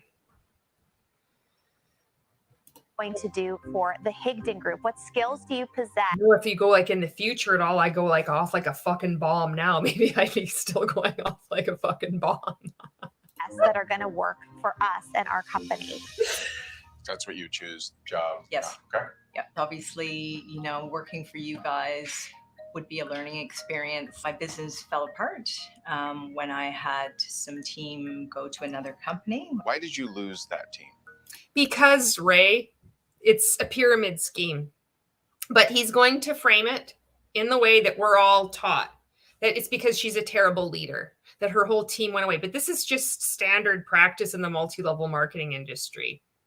So you're not only are you struggling with, it was something like 50 to 80% of people per year churn through the bottom of the pyramid. They only last a year. So even when you look at those income disclosure statements, when it shows like 0.01% of people make money, it's actually less than that because they're just taking 1 year, like 2022 or 2021. But if you look at it even like just over a few years, it makes that number even smaller because the people at the top, they're always at the top. It's very rare you have somebody new coming up at the top year after year. It's always the same people there, but the bulk, they're just churning through every year. So if you take that into account, it makes that number ridiculously small. Like it's almost like Robert Fitzpatrick says it's like an absolute zero or something like that in his book Ponzi-nomics. So then you have people that like a team leaves to another multi-level marketing company. Well, of course they do because it's a pre-launch and then they get in. Or there's a new product or they realize she's at the top and they believe that there's something wrong with them, that they just need to find the right company. So then they go to another business opportunity. It has nothing to do with her leadership, but Ray's going to say it like that because it's just about how can I make someone feel bad? Where is their pain point? I saw them at the beginning I was sitting there scowling at them, judging them. My fucking polo tucked in into my fucking shorts with my belt on it. And now I'm sitting here judging them and seeing how I can really manipulate them in this private interview. We'll break them down and then we'll ask them to pitch me in 60 seconds. Sets them up for failure. Just like Jessie Lee Ward did to her people, sets them up for failure. I think I was not a very good leader to my team. I was doing a lot of the things that you talk about in Rank Makers. You know, I hadn't built a really strong foundation with the team. When was the big dip? Maybe 2015, 16. Now you know new things. Yes. You say you know better culture. Yes. How come you haven't built it back? I think maybe I spend too much time marketing. It's because you're in a pyramid scheme and it's got endless chain and it's impossible. You're not just one multi-level marketing company. So if you have the one person, they recruit 5 people and each of those people have to recruit 5 people and each of those people have to recruit 5 people as a mathematical example. You get down to like the 13th or the 14th level. And if you've exceeded the population of the earth, there are over, 1,000 multi-level marketing companies. You're not just competing against your one company and other people within your company. You're competing against all these other multi-level marketing companies. You're not bumping up against your failures as a leader. You're bumping up against the fucking walls of the pyramid. I said that in one video. I think it's pretty good. It's not your fault. This is what happens. And Ray's like, now you know better culture. Yeah, he's got really good fucking culture. He has the belief in what you have, regardless of external acceptance or approval. And not enough time prospecting. How would we know that you would stay on task and help us expand our brand? Well, because I would have made that commitment to you. You make the commitment to your current company? Yeah. He's just being a fucking prick. Just being a fucking prick. How did you make that a commitment to fucking Rank Makers before you decided to become like Jesus? I watched part of this one video. I'm really concerned about his mental health and his family. Like, it's really weird. I don't know if you know anything about him or if you're following him. But he's taken this weird 180 degrees turn into like preaching now. And like, I don't know, I don't understand how he can get so heated about a non-issue, like Christians being divided apparently because there was a Super Bowl ad about Jesus. I'm like, I don't think anybody cares. I don't know if he's lost his mind. Like, he looks like he's lost his mind. He used to do all these videos and he had like a picture of his wife on the beach, like pregnant in white. And now he's got a picture of fucking Jesus behind him. Well, some artist rendition of Jesus. And he fucking he's doing it on purpose. Like he does this shit on purpose. He taught us this in Rank Makers. It's like it's supposed to be this subliminal message or something. I mean, it's obvious that it's stupid, but that's what we were taught. And I'm like, what the fuck are you doing? Like, are you okay? I'm really fucking concerned, and I'm concerned for him, and I'm concerned for the people that are following him, you know? Yes, I did. So I don't know. And I just backed myself completely completely into a corner. No, you didn't. You didn't back yourself into a corner at all. And fuck him for making you feel that way. It's fucking wrong. You did not back yourself into a corner. You answered the questions that he gave you. And he made you do this. He breaks everyone because we all respected him. And maybe these people still do. And I hope they get out because nobody deserves to get treated like this. And if you're a coach and you take pride in your clients, all of your clients behaving like this after they've spoken with you, that's the opposite reaction they should have. They should feel amazing. They should feel like, I feel so great and like ready to go. I feel, oh, I'm so good. Not broken down, beating themselves up. There's something wrong with them in order for then Ray to fuck with their minds, turn the dials, tell you how you're self-sabotaging yourself. And then you're like, I'm so transformed. I'm so grateful when nothing has happened. All that he's done is hurt you. And then said kind things. And then just created a dependency. He's created this fucking trauma bond with you. That's all he's done. It's not deep. It's not powerful. It's not transformation. It's certainly not coaching. This is what cult manipulation looks like. And yeah, they just asked me some tough questions that I can answer. I love you, but this is not a solid pitch. Like, what would you do for the Higdon Group?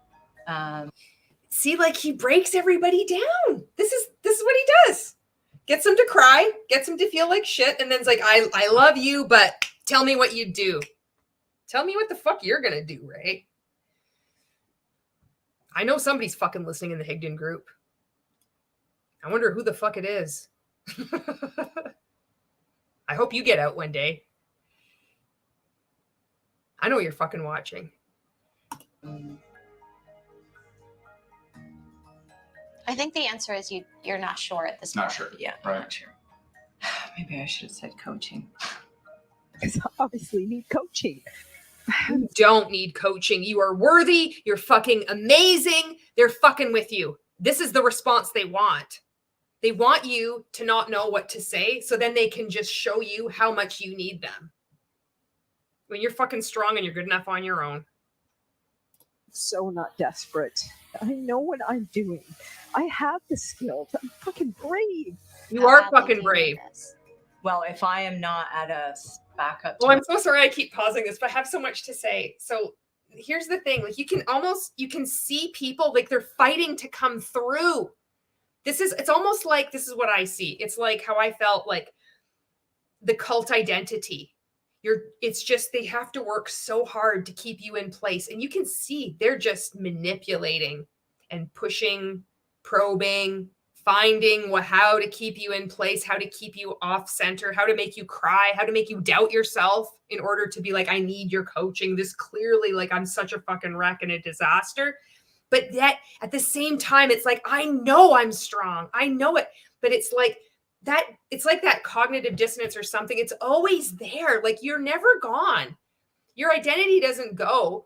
Like there's this cult identity that's fucking sitting on top of you. And the mind fuckery, it kind of like gets all over the place, but you're still there. And it doesn't take long. Like you take 3 days off social media, 3 days off your network marketing business, just fucking sleep and rest. It's surprising how much your critical thinking can come back in even a short time. And it takes longer than that to wake up, but it's a good gateway, and that's why they tell you can't take any time off your network marketing business. If you take like a day off, that's like 3 months behind in your business. They say that, and we all believe it. That's why you have to keep showing up, even if you're in the hospital. Michelle says his culture is so good. He's gone from a group of 16,000 down to 9,000. And for people to leave, that means a lot of people have purchased the Rank Maker Lifer option, which was, for me, I think I paid $100 in 2020 and I left the group. Like I could have stayed in there, but I had to physically remove myself from the group. And that's a big task. Like it's an emotional thing when you're a part of it. And it's, even if you're just like, I just don't care, I just never go in there, people are leaving the group. Anna Marie says, definitely culty. Michelle Culberson that says, that snap. Janet says, hey, y'all. Hand pinky waving. Of course, I go to bed early because I didn't get a nap today and get up to pee and see your live. Sorry, too much information. I'm going to have to get up to go pee pretty soon here. Listen. My 6-figure income by December. okay, then I will need to go look to bring in some additional income. If you're not there by December, what's going to happen? So we can't move back to North America until our businesses are solid. We want to be convinced, not told all about you. Everybody thinks that we want to hear all about them. That's because usually when you're interviewing someone, I owned a fucking dollar store for 9 years, by the way. I also was a fucking business owner. I knew fucking better, but here I am. So when I interviewed people, I wanted to know all about them. That's the fucking point, Jessica. Unless you're a fucking cult leader. In which you just wanted, what are you going to do for us? How fucking weird is it? If you had someone come in, I'm like interviewing someone to be a cashier or a stock person. And they're like, oh, Julie, I'm going to be the best fucking stock person. It's like, no, I just want to fucking know, like, what hours can you work? Like, or do you have any, like, do you know how to like bend over and pick up shit? Like, it's, what the fuck? Why all this personal story? Because it's not a job, it's a cult. And that's not the case. What are you going to do to help the Higdon Group? Convince us what you're going to do. Why do you want to win? Man, the publicity I would personally get for me and my business. One thing that kind of fucking love this guy. He is so awesome. Bugs me a little bit is, people that are positive, they don't describe their past experience in such a negative way, like at your job. How long have you been in that job? 3 years. Why didn't you affect the culture? Did I miss something? Did I just skip ahead? He just suddenly, or did it just edit out? That was weird. He just said one thing that bugged me. That was a weird edit. If you're optimistic and positive, why didn't you do something about it? I believe I did. But you still left saying those guys suck. Yeah. Because you can be in a toxic environment, right? Like, for example, your fucking sphere, your rank makers group, your 100K inner circle coaching. That's why I left. I woke up and I'm speaking out now. That's why people will leave, because it doesn't matter how fucking positive a person is. It doesn't matter how many fucking Celebration Friday videos I do in your fucking group. It is not going to change your behavior or Mary Kate's behavior or Stacy and Nicole, the 3 fucking marketeers who are responding to all your YouTube comments where you're like, I respond to every comment. No, you don't. We know it's one of those 3 people, one of your fucking employees. This shit people need to know. So when people leave, it's good for them. Just as Michelle was speaking out about how she left. But I know where this is going. But good for Ryan. Coach suck, job suck, everyone sucked there. I didn't fit in. They're good people. They're good people. Why would you fit in here? Like, if we're working with you as a client, just so you know, our clients are like family members. Yeah, absolutely. Yeah, because it's a cult. They're not like family members at all. That's what we say, though. It's like a family. It felt like a family. And we qualify. Like a fucked up family, a cult family. By clients. Like, we want to know, can we create a story with someone or can we not? Yes. And so, like, that's why would you fit in with some of our other clients? So it's literally like working hand in hand with somebody that's cut from the same fabric as you. So you're a positive person around other positive people. What? It's like he's having 2 different conversations, isn't it? He's not listening to Ryan answer him. He's just on this. This reminds me of the Last Supper with you, Jen, where he just was like, hate is a strong word. I mean, if you're going to use hate, he just went off. He's just like focused on this weird positive thing. Like, he's not even, it's like 2 different conversations going on. This is weird. That's not a positive person. You're not a positive person, right? You're very fucking angry. That's not a legit smile. If I'm around uplifting people, then I'm a great person. Then you're but most, you positive people are right. Viktor Frankl, right? Who's in Nazi concentration camp. Wrote me. Hey, did you hear that? So I fucking gave you the trigger warning. A Nazi concentration camp. This is what he fucking does. This was normal for us. He just says this shit all the time. So he's like already from the beginning. It's like, oh, here's somebody who's jovial and nice and like having just like cool. And what am I going to say to him? Okay. Oh, you are only positive around positive people. Are you going to be positive like our clients are like family, and now he has to like bring in Nazi prison. What the fuck? Can you imagine going to a job interview? Can you imagine just fucking hiring a business coach? And they're like, they say this to you. This is how fucked up we are that we believe this is okay. And we're just like, okay, yes. Oh my God, you're absolutely right. He just likes to fucking, he would always bring in Viktor Frankl. I don't know if he still does. I think somebody in the Higdon group might have tipped him off about that too. Somebody is fucking watching and getting him to change his behavior. I don't know who it is or what's going on, but they are somebody's paying attention. Man's search for meaning, Right. Seeing people die all around him, stayed positive the whole time. Right. That's a positive person. Right. Not someone I had some That's a positive person. Like I can't fucking stand how he uses the word fuck. He's such a fucking poser.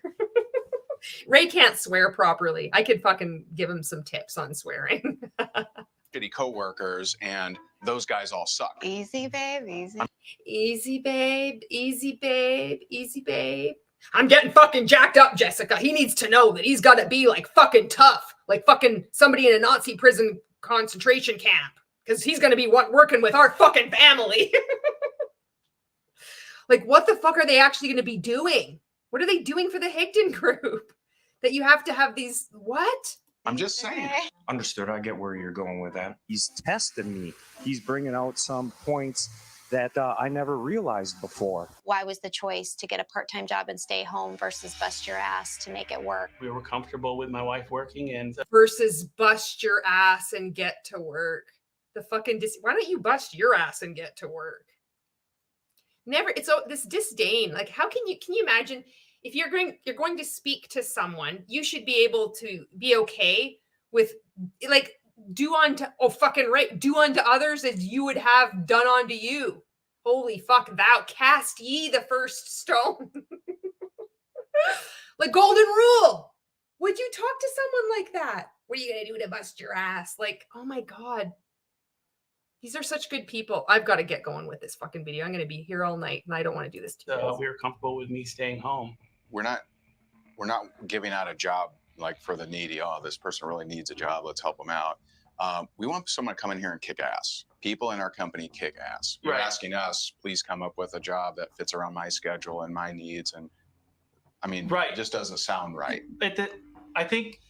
So, would you choose the coaching, or would you choose to work with Higdon Group? I think I might take the job.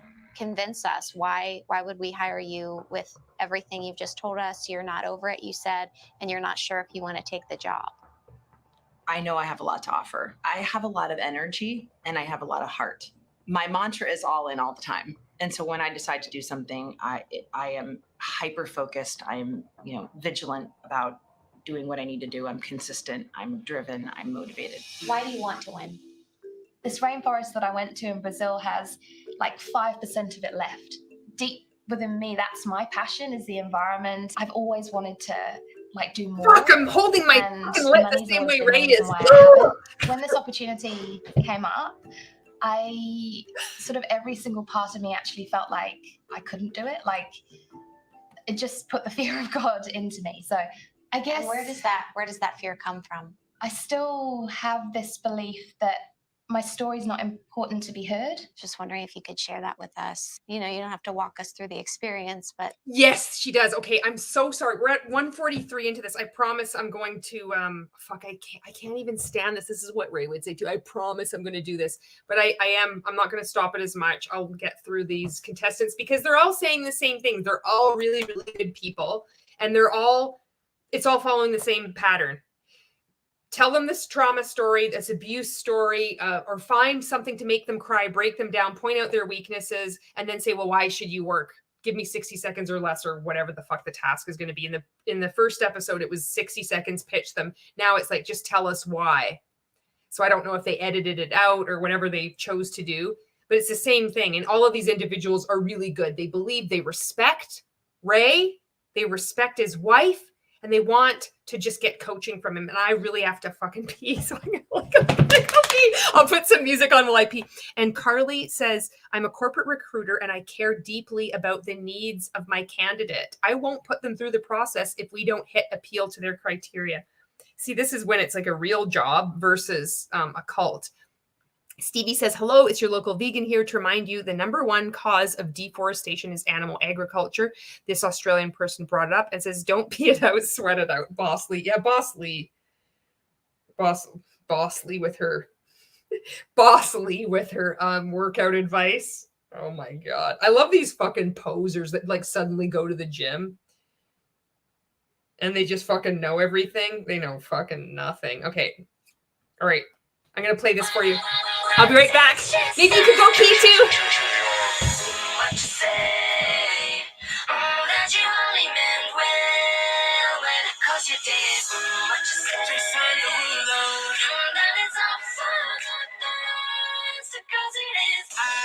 So wrong, for so long, only trying to please myself. Girl, I was caught up in her lust when I don't really want no one else. So no, I know I should have treated you better, but me and you were meant to last forever. So let me in, give me another chance to really be your man. Cause when the roof caved in and the truth came out, I just didn't know what to do. But when I become a star, we'll be living so large, I'll do anything for you.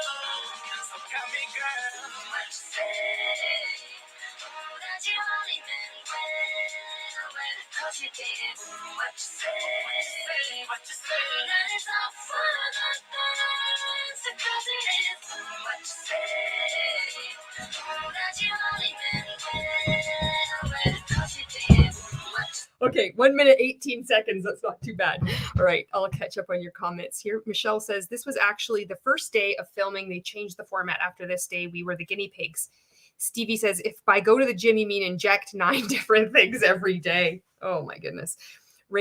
Jen says, Ray is like obsessed with giving health advice now too. It's so weird. I don't even think he works out either. Rachel says, but both Ray and JL have lost weight. So they're clearly awesome at giving health advice, right? Yeah, exactly. Stevie says, weight loss is not synonymous with health. Exactly. What exactly happened and So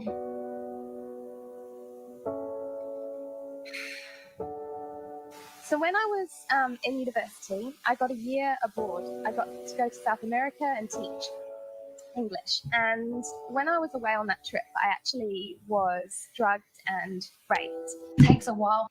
How in the fuck is this considered okay? How in the fuck does Ray Higdon think that this is fucking okay? How did I think as a rank maker that this was okay? How could you put this? How do you think this is okay to put this on air as a reality show for network marketing? For somebody competing to get coached by you? Do you hear what she just said? Like, this is rank makers. This is what is so fucked up. And this is why I'm so fucking terrified. This next layer, this next level of him becoming this prophet. I don't know what lengths he's going to go to. I know this is intense. For you to put the pieces back together to understand what has really happened. And you say that so nonchalantly right now. I mean, I'm sure that was extremely traumatic for you. Yeah. Sorry. Don't say sorry.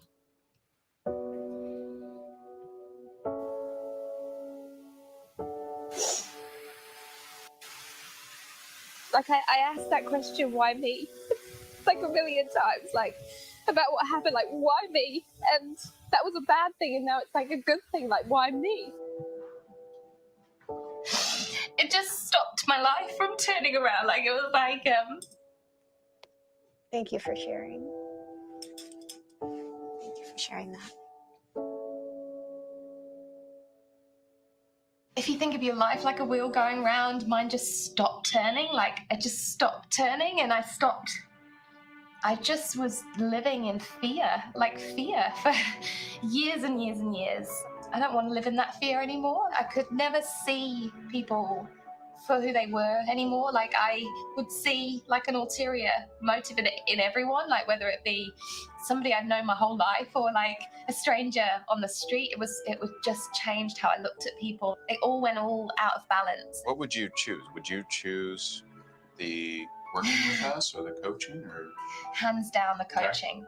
If you decide to do the coaching and you create a life of success, or if you chose the job or the $5,000, what would you do with that if you're struggling right now? This would change my life. You know, to be able to look at my girls and know that like their little lives, are in your hands, and I want to be able to move into a house so that we're not all crammed into this tiny space. I want them. So your story is incredible. We're rooting for you. But at the end of the day, we all have to push through. Convince me, why should we hire you? Because I will do whatever it takes. Whatever comes next, I will do whatever it takes to do whatever it takes. Okay. Got it. Now, I don't know if disappointment is the right word, but I don't feel like anyone truly followed the directions from this morning, no. And you specifically said... I specifically said be specific. Yeah. Fuck, there's some genius words from Jessica Higdon. I specifically said to be specific.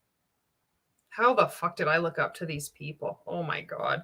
So they've just broken everybody down and ending with this one woman sharing this incredibly traumatic story and how she shouldn't be sharing this with them. She should be sharing it with her therapist privately. And they're all disappointed in everybody's stories. I specifically said to be specific. You did specifically say to be specific. It's specifically specific. And I don't feel that anybody was super specific. Nobody except... Take a shot every time she says specific. Except for one person gave a specific, this is what I can do for the Higdon Group. And she wanted coaching. And so I thought that was really interesting. Michelle was the only one who specifically said, I want, I want to give you guys a good story, basically, for your coaching, and I won't quit on you as a client. And so made it about us. I would say the second person that I liked, because I liked her attitude, I liked some of the things that she said. Tracy from Australia, I liked her.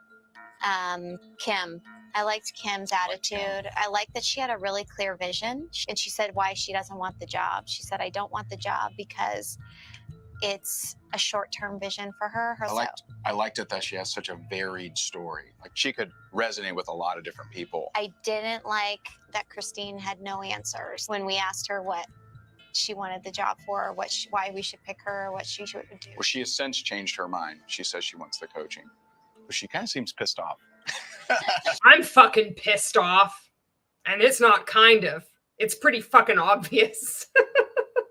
Probably is. She seems. I don't think you're fucking laughing though. A little upset. She's probably mad at herself. To me, Tripp, not playing full out. Just very easy to see that. And honestly, I was a little too nice to him. Yeah, I was a little too nice. You know, Claire. I don't know, Stevie. I don't know if I'm gonna be able to fuck. I just said I couldn't. I'm trying not to. I've just got so much to say. Oh my God.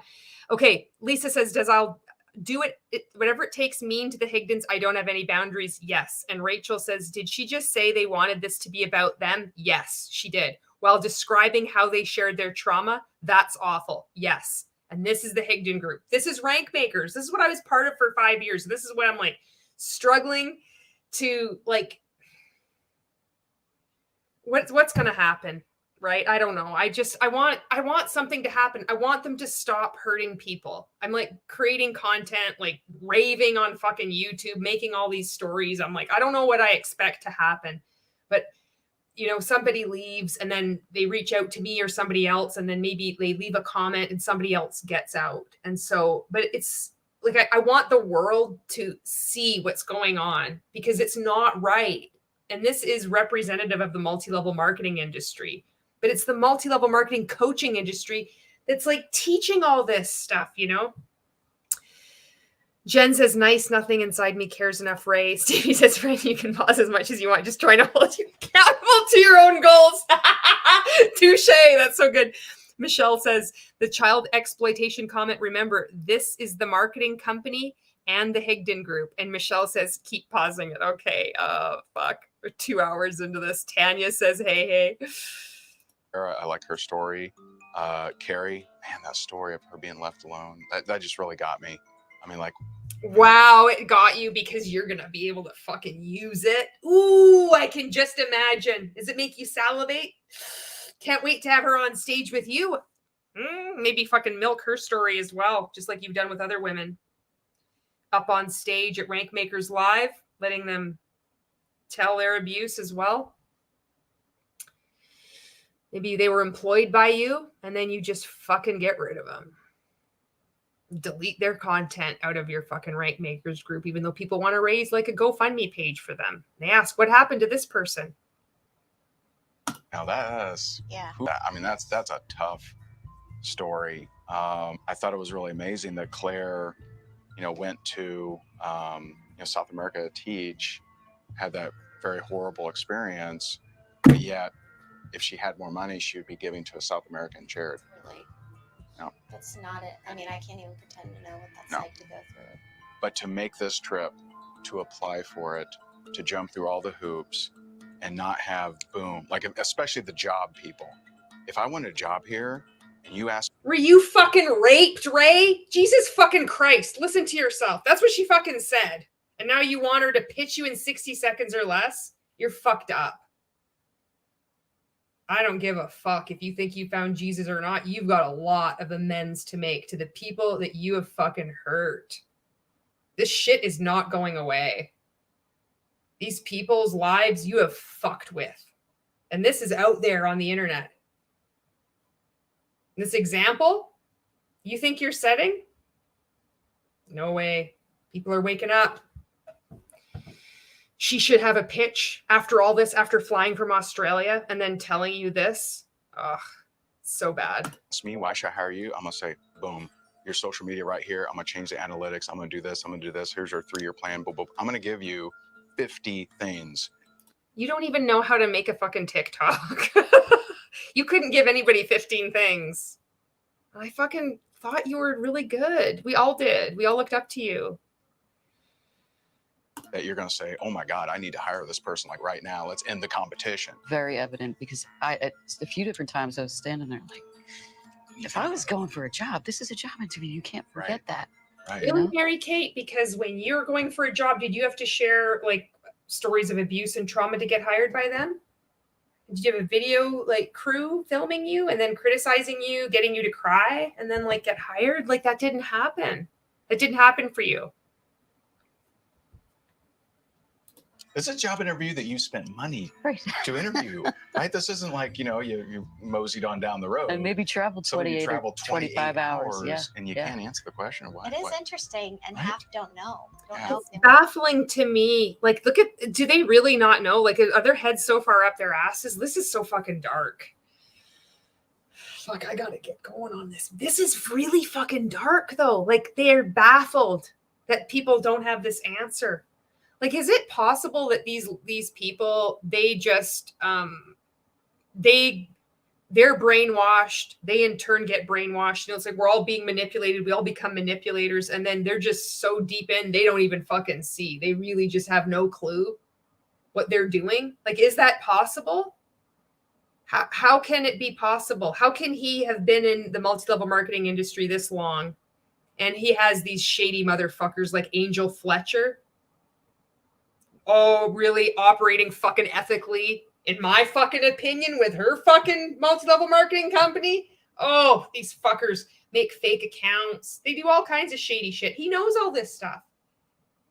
And so is this just an act? Like, this is so disturbing.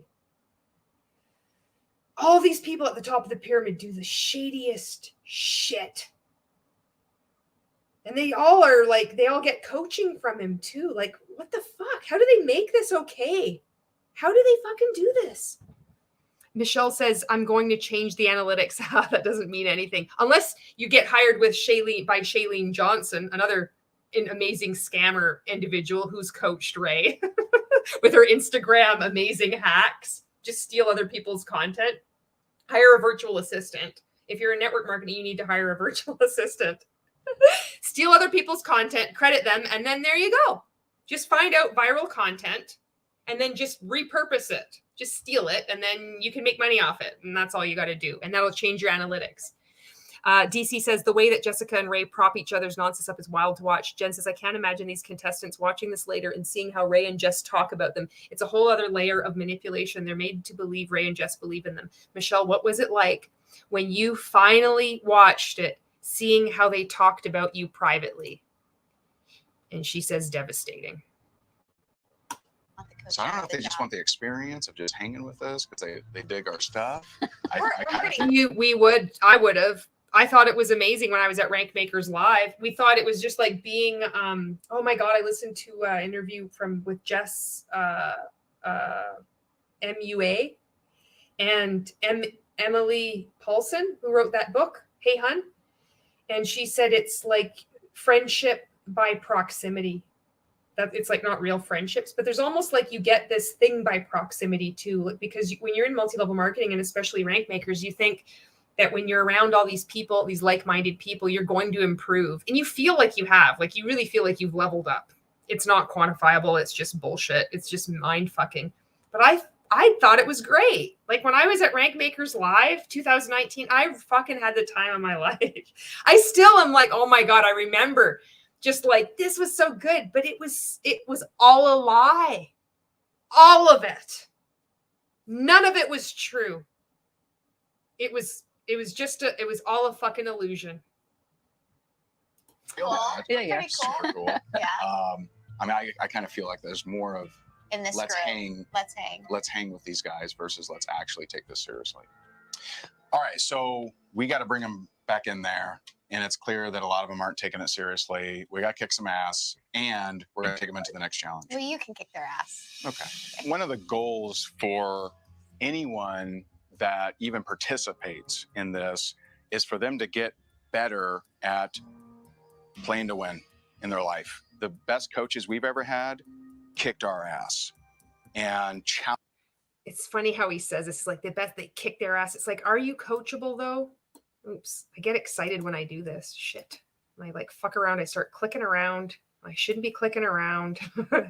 It's like kicking their ass. Like they don't get feedback he does not take feedback. He does not take criticism. But if he pays for it, like from like Grant Cardone, for example, then apparently he takes their advice. But any advice like from his coaches that would give him advice like Jen Ryla, no way, couldn't take advice. It's considered like no. So it's like, oh, I want my ass kicked. No, you fucking don't. You fucking run. You ran. You fucking blocked me. You blocked me on every platform except YouTube. You don't want your ass kicked. You can't face it. Challenged us.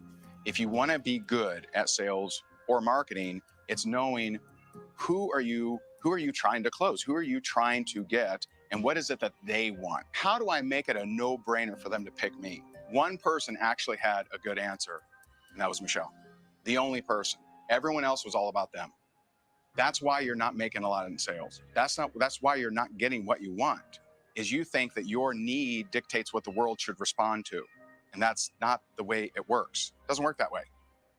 You got one day.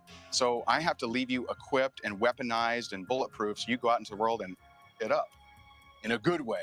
You know, some people say just showing up is enough. Showing up is better than most. So if you want a life that's better than most, then showing up is critical. But if you show up and you truly play to win, you'll create a life that's unheard of. Oh, fuck. This is the word salad though. Like I fucking loved this. This is like a typical spiel that he would do in Rank Makers, you know? And you can see how culty it is. It's just better than most. Showing up. Not many people show. Everybody shows up. This is us versus them. There's always these people that are, there's the people that do it and there's the people that don't do it. There's the people that show up and there's the people that don't fucking show up. And if you want a life that's like, okay, like that piece of shit lives that you have right now, or door number 2, do you want to like, you got to play to win. The only person here, high praise. He singled Michelle out, pointed right to her. Everybody else, all you did was talk about yourself because we probed and we asked you to talk about trauma And we broke you down. And then we said, well, why do you want this? And they're like, well, I'd like to work for you. You know, I'd like to get coached by you. Well, all I hear is you talking about you. Yeah, because that's the question that you asked. Fuck. I want you guys to be absolute world changers, and you can if you start showing up to play to win. Play to win. This is just a microcosm of what's going on in your life. How do you show up and truly want that win? It's a microcosm of how you show up in your life. I fucking said this in live videos when I would just like imitate him. I'd be like, this is a microcosm of how you show up in your life. If you make excuses, there's like 4 things. I fucking found this video I made. Oh, it was so fucking cringy. And he did this training. And at the time I thought it was fire. It was like, there's 4 words that you should avoid: overwhelmed, confused, frustrated. Fuck, what was the other one? Frustrated, overwhelmed, confused, disappointed. Telling it like it is keeps it like it is. Oh, I was so fucking obnoxious. He's doing this. Oh, fuck. Ah! Some of y'all traveled very far. Some of you spent thousands of dollars to be here. But you can't tell us why you're the clear winner. Is that helpful? Success isn't not making a mistake. So you're gonna get the punch to the face. You're gonna f it up. You're gonna have things that don't go your way. He does It's that how now. long do you stay in that valley. So I hope you pick it up fast. So our next challenge, you're gonna have 5 minutes. Okay, you have 5 minutes. I want you to pick 2 leaders. That's the only directions I'm gonna give you.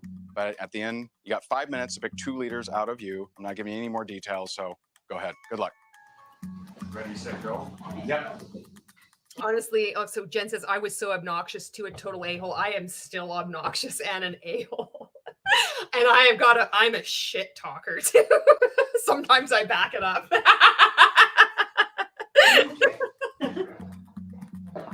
Take 2 ladies. I volunteer for you. Yes. All right. Let's do it. So I hear we got two leaders. That was fast. 2 leaders. Tripp and Michelle. Okay. Awesome. 2 of you. We're going to go out this door, and the rest you guys can just hang here. All right? How is no one taking this more seriously? They are taking it seriously. How is it that no one is taking it this seriously? I don't know. If I showed up on a reality show and I knew I had 60 seconds to tell a prospective employer why I'd want to, I would have something well prepared. Me too. In business, we like to teach you how to show up powerfully and amplify your impact. That's right. Like, holy fuck, it's so fucking bad. Shit. Nobody showing up and fighting for it. Why aren't they fighting for it? It's crazy. They know we're going to pick one. It's crazy. They know we're going to pick one person. One person's going to win, yet in a scenario where it could be very clear for someone to step up and show up. It's like, can you imagine if they're narrating some fucking like sports thing, but something funny, like, I don't know, like bikini barrel racing or some fucking thing. Like, I don't know what's like a sport, maybe golf. I think just say fucking golf. It's crazy. They showed up here. Some of them flew from another country and they didn't come equipped with their own golf clubs. I know. You can see this next contestant isn't fighting for it. They're just hunched over the caddy. It's like Groundhog Day. I know. No one does. This is what leadership is about, right? It's about Exactly. showing up in the moment and taking charge. Right. You only get certain moments in your life where showing up makes a really big difference. And this You only get one shot. Do not miss your chance to blow. This opportunity comes once in a lifetime. is definitely one of them, but so few did. Congratulations for being chosen as leaders. One of the I like to think too. Fuck, I'm pausing this again. I can't say I've got to promise anymore. You gotta hold me to accountability, Stevie. What the fuck was I gonna say? Oh, I like to think that they like review this. They're like sitting over there. Fucking Hank Norman has his like fucking laptop, and they're like, okay, come on, guys, let's like look at this. And they're like, oh, I liked how I said that. It's like, oh, Ray says, you know what? Can we just take that one more time? I just want to like, I look better from this side. I want to turn to you and like, be like, exactly. And they're like, okay, we'll retake it, guys. I'd love to see the fucking outtakes or whatever shit's going on in the background. I bet it would be fucking hilarious. Or to see, you know, when he's like standing up there, his fucking polo tucked into his fucking shorts. It's fucking tucked in. Because this is why you fucking do it. You tuck it in and you just pull it out that little bit. That's his fucking style. The fucking Higdon Group, HG. He's like fucking standing there in front of there. But the fucking view, like from the reverses, you see him like this, right? He's like, oh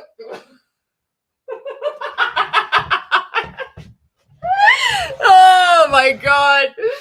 Key components of being a big leader and a successful leader is recruiting, is using your intuition, your gut, and your skill set to convey to others why they should work with you, what's in it for them, and also picking the right person. The next challenge is you going back into the group and you're going to pick your second in command.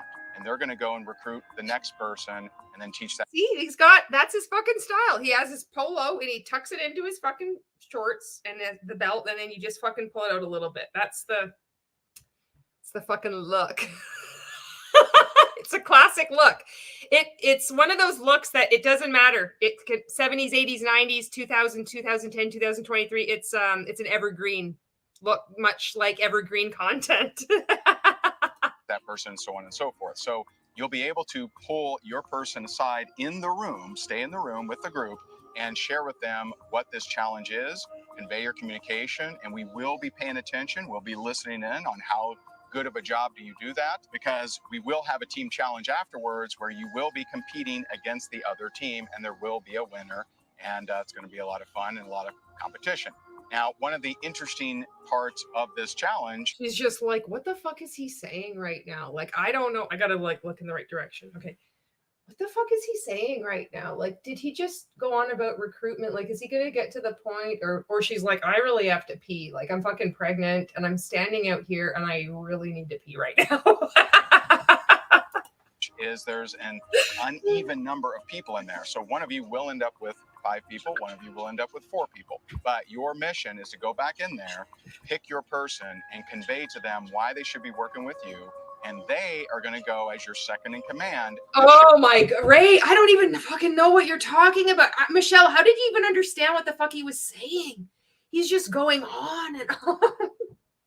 What was the job? What did you have to do? You have to go in and he's just like going, I'm already bored. I don't even understand what the fuck he's saying. I wouldn't have lasted a day. I would have been fucking kicked out. I would have been fucking demoralized. Share with them how they should go and pick their person. So it's very critical. Can you imagine? They're probably like, holy fuck, I'm so glad we didn't pick Julie. You want to find the right person, and you typically find the right person by asking questions. Ask them questions. Very, very powerful way to operate a business is to make people qualify for whatever it is you would like them to do anyway, right? You have 10 minutes to accomplish this. Good luck, and we'll be watching.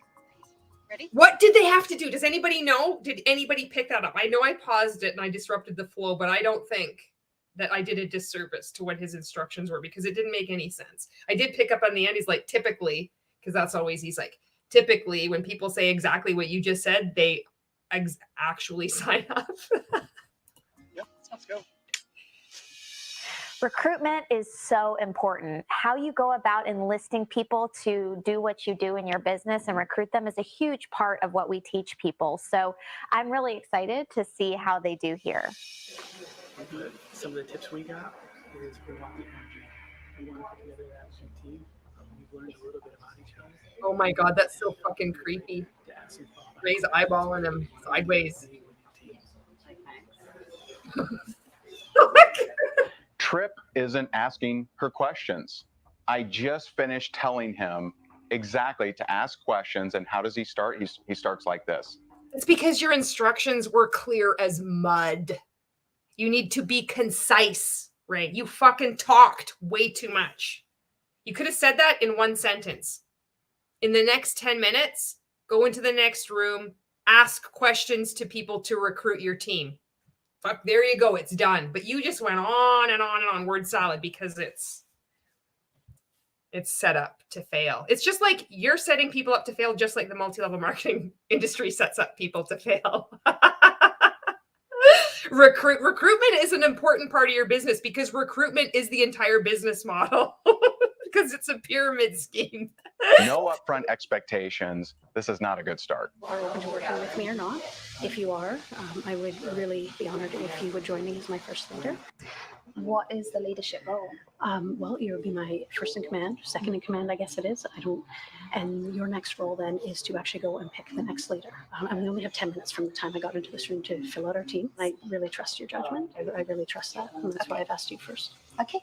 Michelle is doing so much better here. See how she's asking? It's so important. Yeah. Like the commentary is so stupid. You see this?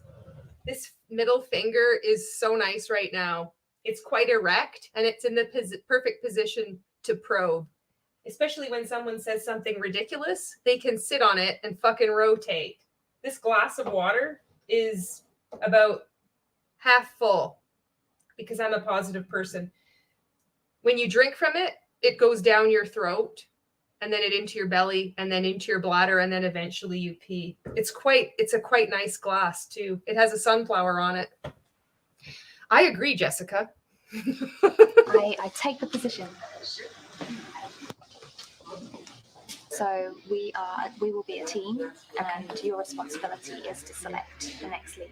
So go pick somebody. Got it. Look at him fucking standing there. Look, can you imagine being Michelle? I don't even know how it was like. Can you imagine? Ray is like fucking looking like this. It's like those fucking TikToks where there's somebody. It's you're like they're standing there. They're in the kitchen and they're like doing something. They're just washing the dishes or whatever. And then there's the fucking guy like in the closet, fucking looking at you, judging you.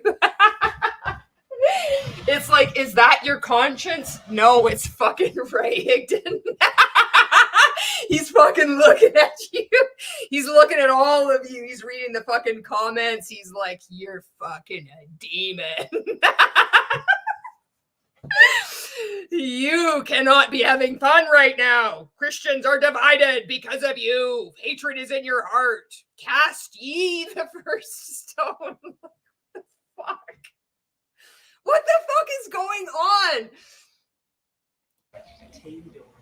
Yes, we can actually. What the fuck is he doing? Okay, I gotta tell you this too. Did you ever give somebody a cow lick? Maybe this is, I don't know, maybe this is like fucking really niche. But if somebody's standing there, like fucking Ray, right? He's like standing. I gotta get in position. He's standing like this. You go up behind someone and you just put your hands on their shoulders. So you gotta be behind them because this is really, it's like it really fucks with them. You just put your hand on their shoulders and then with your knee, you go like up their butt. and you say with your hands on their fucking shoulders, on their back, you go cow lick. And then you just fucking walk away. I mean, you got to do this to somebody you know. You don't do it to a random stranger. But can you imagine if you fucking gave Ray a cow lick at this moment? He would not. You imagine what his facial expression would be? Oh my God. But you lead us. Okay. You tell us what to do. Okay. We do what you say. Right. And then you come to us if you need to course correct, and we help you do that as your leader, right? Tracy is really looking like a leader here. I'm starting to like Tracy. She is my top candidate right now. So are you comfortable being a leader? Absolutely. Okay. Let's do it. Let's lead. Sometimes I'm going to be chatty. So you guys all, so sometimes you pull me back. You got the dream team. Definitely. We've even got a name. Is the The winning dream team? Oh, yeah. Yeah. So don't you run the competition? No. Yeah. We've won.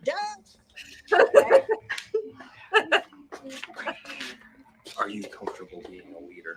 Damn straight. Okay, cool. That's it. I'm not sure Ryan takes anything Like, serious. this is so stupid how they keep sliding it. This is for network marketing and it's supposed to be this way.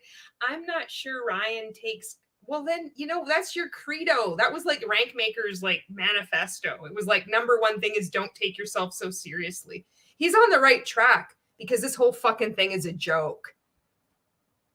It's such a simple challenge, but you really do get to see how people show up. I think we should probably Oh my hire God, they're popping in from every fucking side, from up and then down and then sideways. everyone this way because we get to see so much more than just in a regular job interview. Moving forward into the next challenge, we'll be competing as a team. And so we're actually competing against the other team. A lot of sales strategies too. Like I feel like we're going to come together cohesive. I feel like we're going to work together and we're all in it to win it. Does anybody feel like they have certain skills or strengths that they want to put now onto the table? Okay, so singing, public speaking. Oh, I have those same too. I'm able to generally strike up conversations through humor with folks and getting cold conversations started. I have some skill. I don't know what else I need to bring to the table. So I like the troubleshooting and coaching. Excellent. Yeah. And does anybody have any weaknesses that they just right now would like to avoid? No, it's fine. Don't ask me to run fast these days. Oh yeah. This is all the information that we have. Yeah. Wow. Okay. No. Fair. I am super pumped to work with you guys. This is a great. I know it's gonna be fun. Yeah. All right, so got you might be watching this and being like, what in the fuck is going on? We're like 2 hours, 20 minutes into this. And you're like, what the fuck is going on? I don't know what the fuck is going on either. I'm still baffled that this was a reality show that was put on. This is supposed to be about network marketing. Most of these people, if not all of them, there might be one odd person. They were all from Rank Makers. And I heard it was like, there's like 20,000 people that are in Scientology. There were 16,000 people in Rank Makers. So all these people are from Rank Makers. They're all competing in this reality show to either get coaching from Ray for a year. This is a huge expense. Like, who fucking does this? This is fucking weird. Or work for the fucking Higdon Group. This is fucking weird. Teams, congrats. It's an observation. Some of you, I think, kind of built your teams pretty quickly with very little qualification. And there's something in sales called upfront expectations or even upfront contracts. It doesn't mean you have to be a physical contract, but an upfront contract is where the expectations are kind of set. Now, you guys don't know the challenge. You have no idea what you're going to do, right? But, we told you, hey, trust your gut, ask some questions. And if you ever want someone to do something, make them qualify for it. I didn't see a whole lot of, after the first person, I didn't see a whole lot of qualification. See, when people qualify for something, did you feel special being picked for this, for the show, right? You felt special, right? Because you qualified for it. You beat out some other people, and you miss that opportunity when you're just so willing to take any, not have that conversation. Those of us who were picked last. I have a number of nicknames for Ray. One of them is Woke Boomer. There's a lot of shit that I say in fucking private chats. That's one of them. Feel really crappy. I told you I'm a shit talker. Well, I'm not.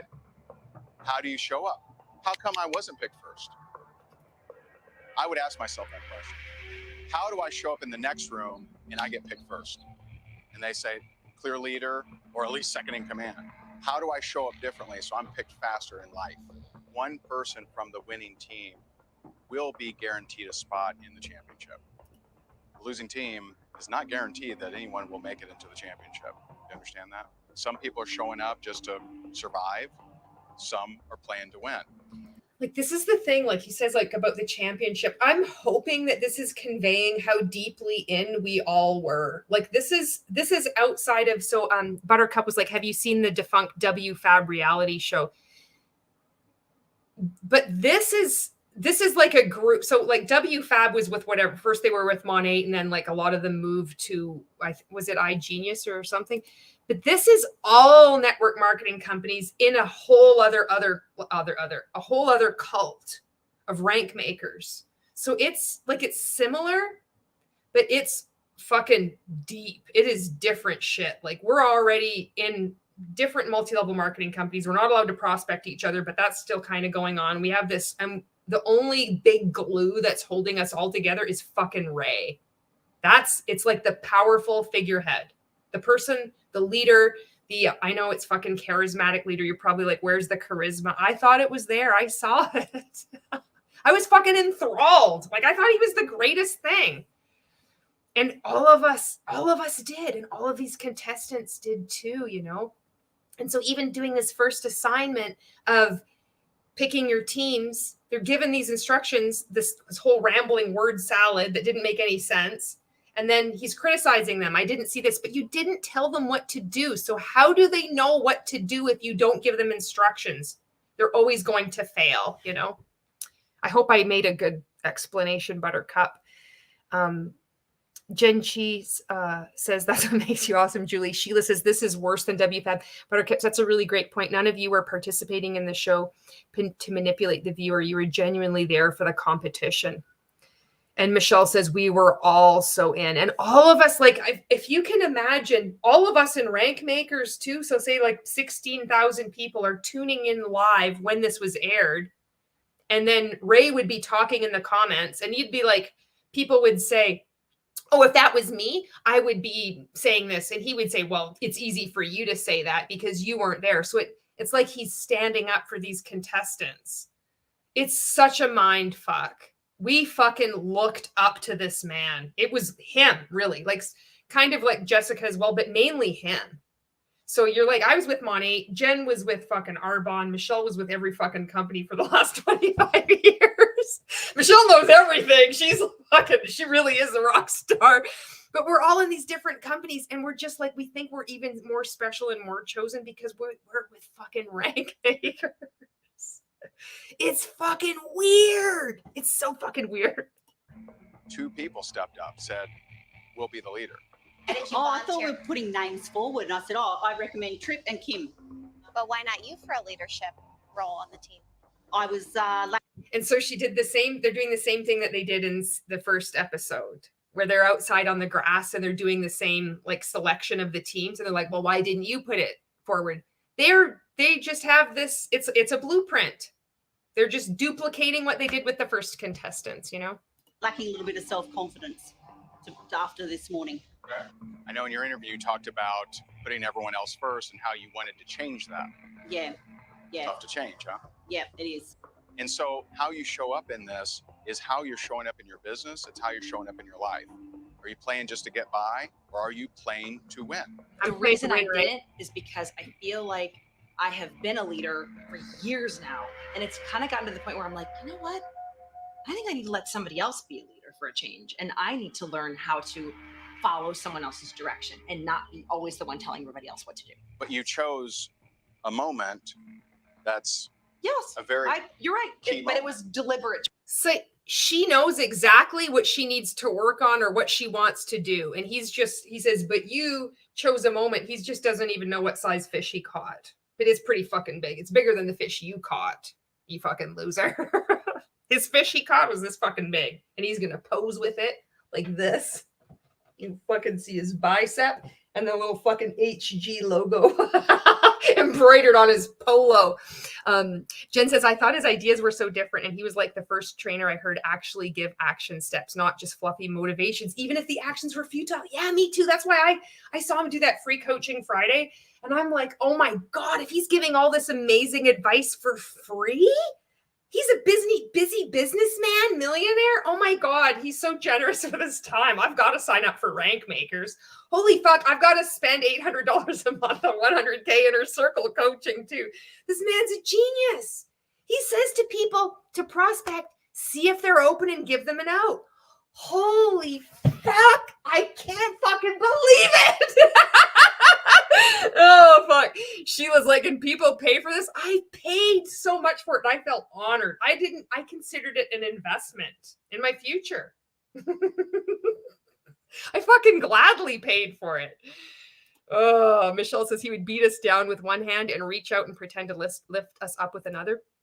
Buttercup says, did you have to pay to compete in addition to what you paid to be part of Rank Makers, or just be lucky enough to be chosen? I'll choice on my part. And a leader is the one that continuously steps up, Okay. feels Maybe. it, and actually does I'm it. not sure.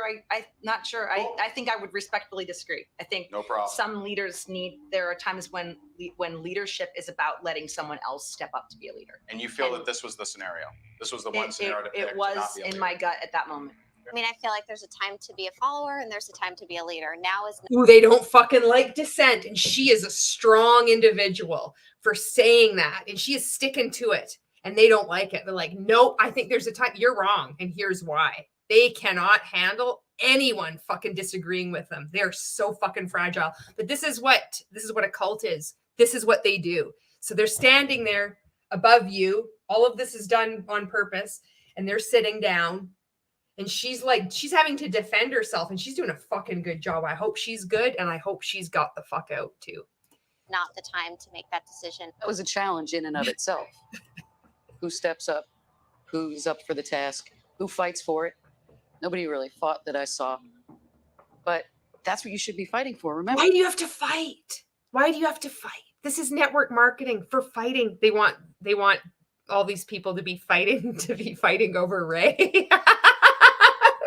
As he stands there fucking looking. I don't see you fighting. I mean, fuck, what are you doing?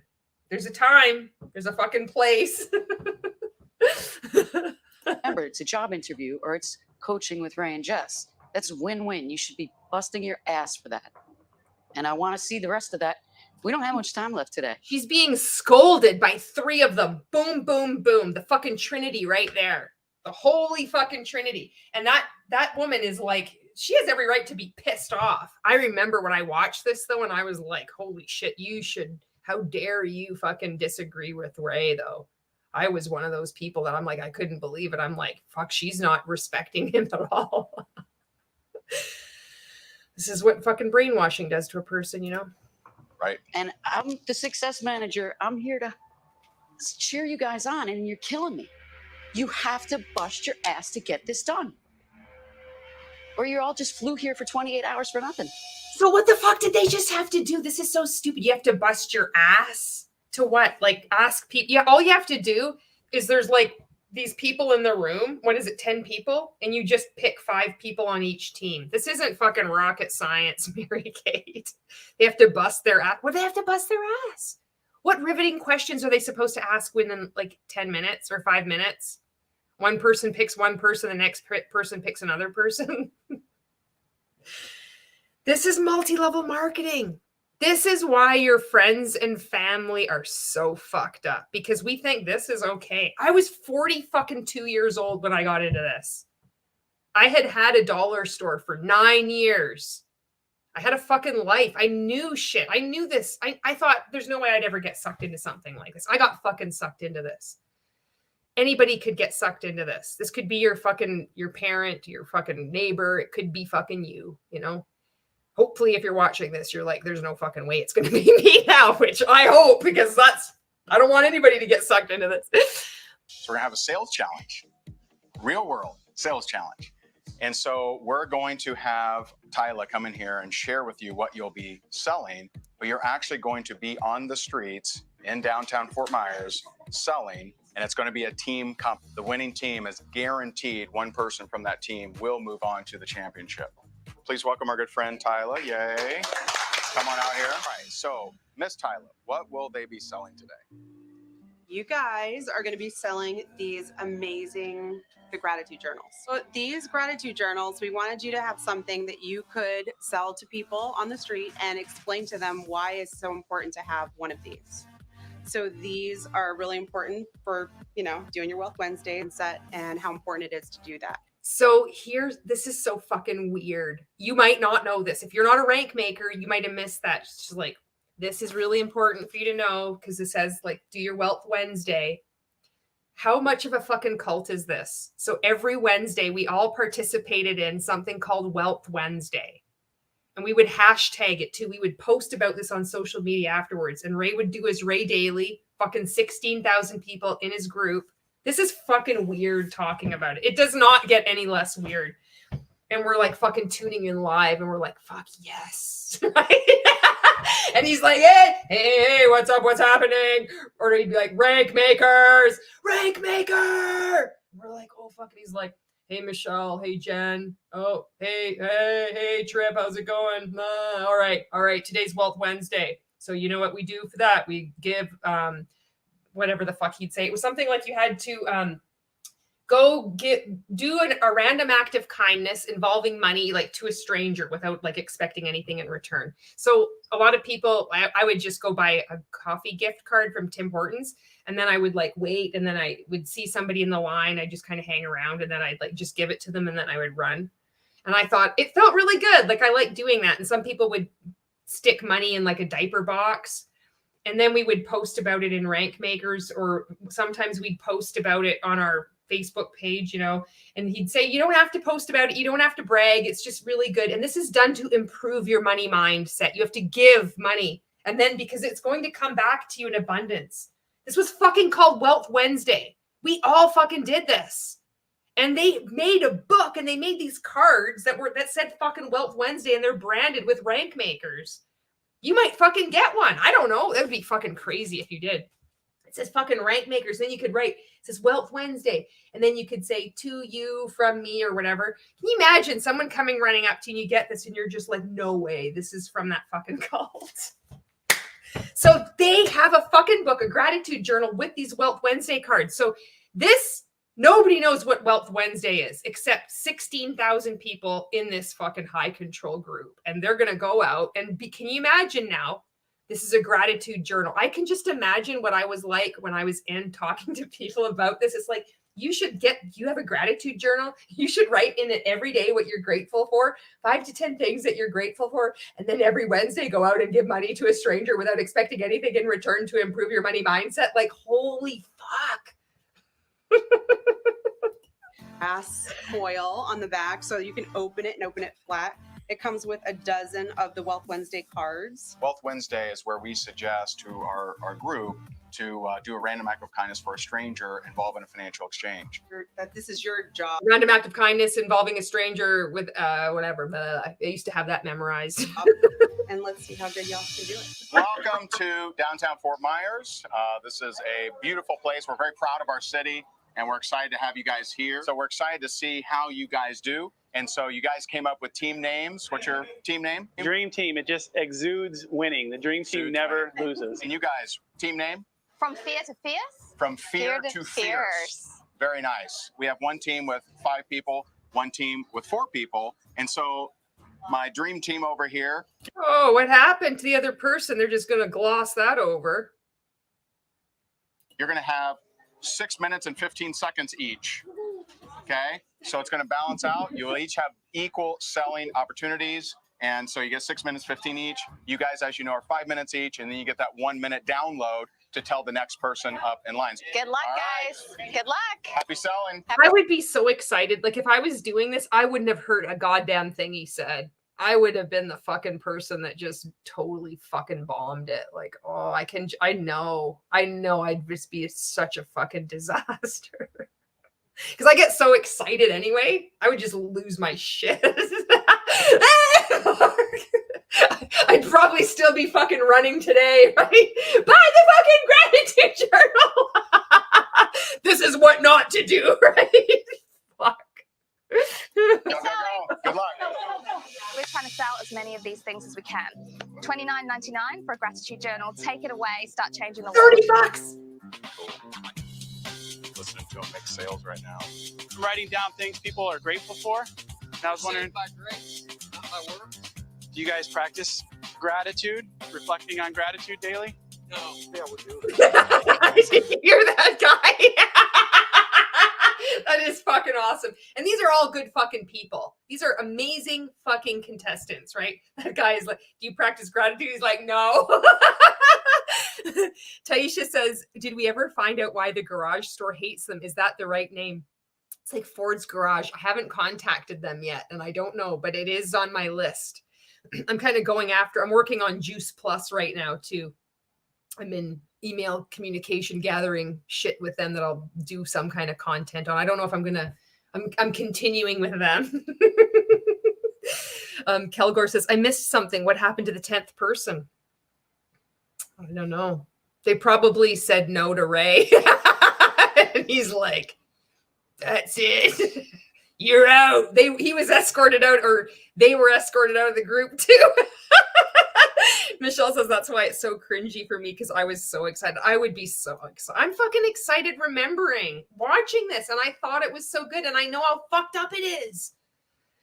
Buttercup says, I am grateful for writing down what I'm grateful for free. And Jen, she says $29. Yes. No, that's okay. That's a good answer. Thank you.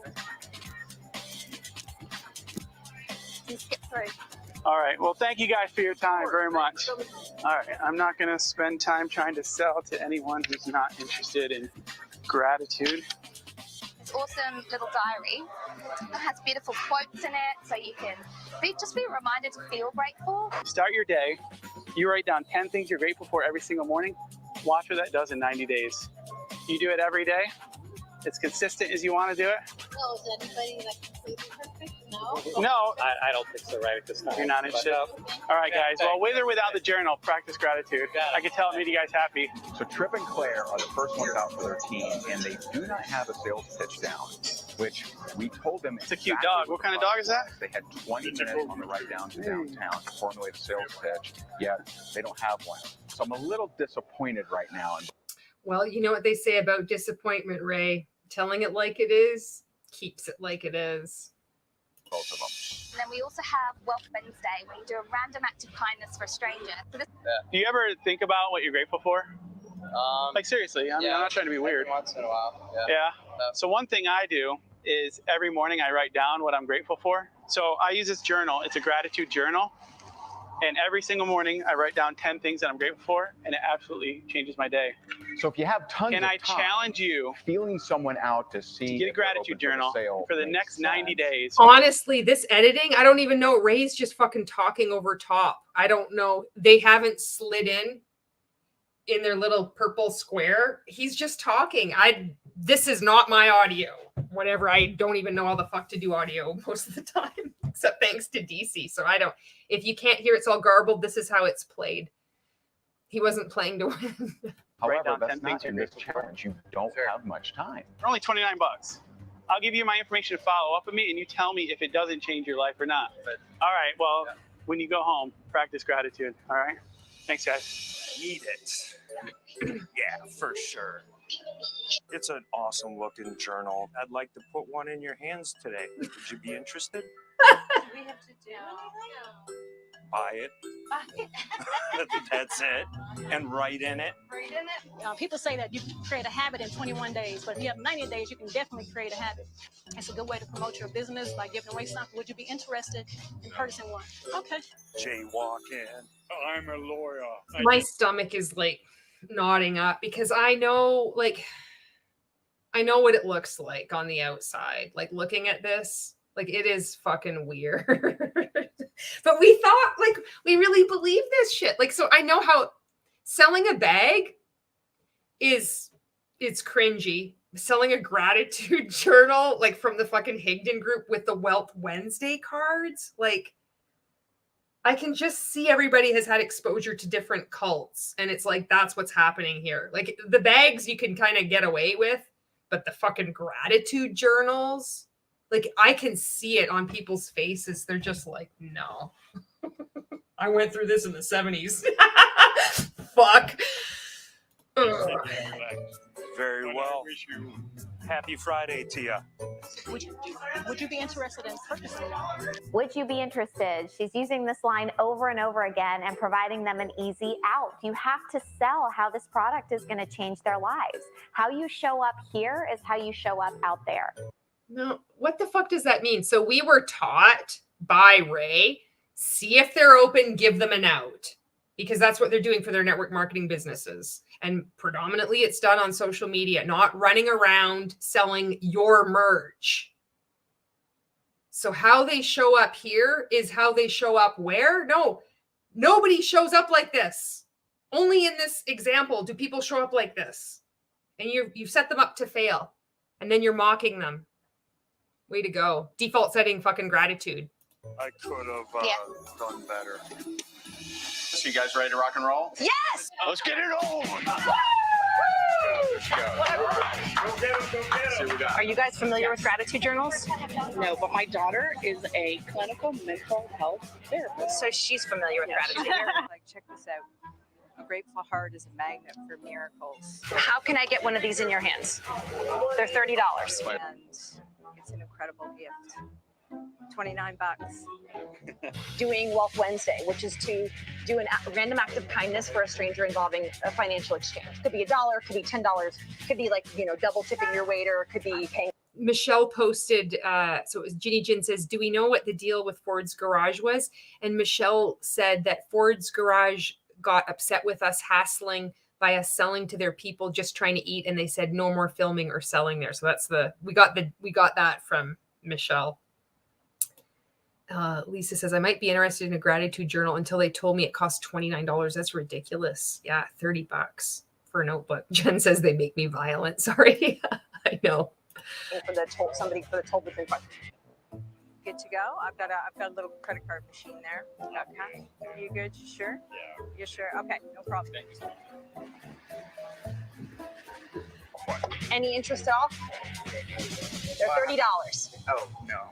Okay, so two observations I'm making. Oh, yeah! It's back. Oh my God, I gotta get the headset. Fucking right. Where is the fucking headset? Oh, here we go. You can count on fucking Ray. He is consistent. All right, let's do it. Oh my God, I gotta make sure I got the head tilt going the right way. I should have worn a fucking polo. I've got two observations here. One is that it's fucking not really sure about this. Stay away from Ford's Garage. Both of them are bringing up the price at the very end. So they're pitching like, the gratitude journal, we want to get these in your hand. And they do all of this stuff. Then they hit them with how much it I need to costs. get my sunglasses on. We gotta up level tonight. All right, I'll be right back. I'll get those sunglasses.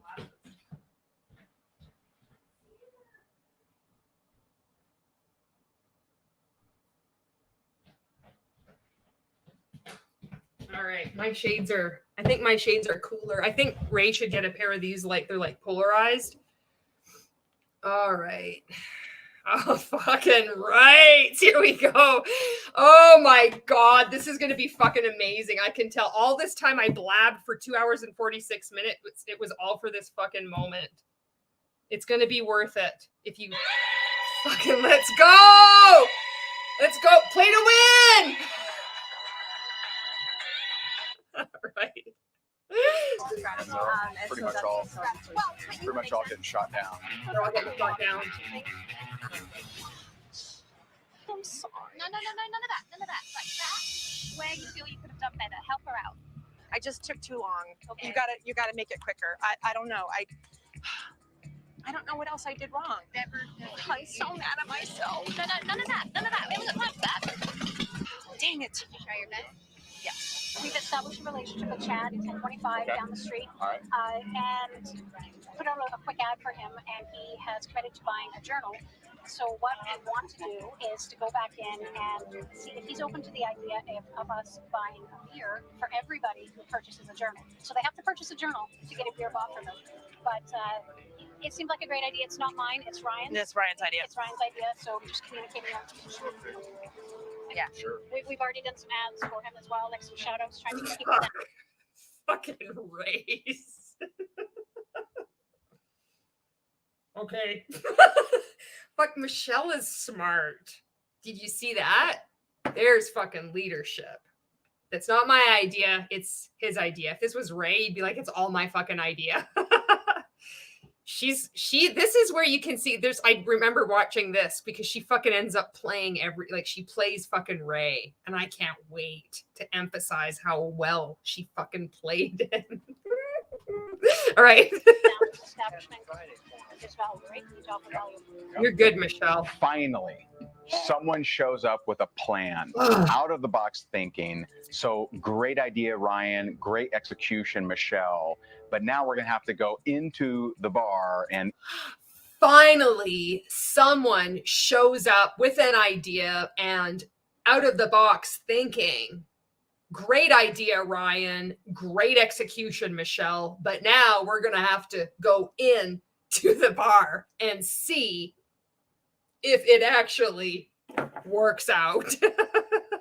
Eavesdrop on what they're saying in there. So open it up, have a look at it, feel it, get it into your heart, man.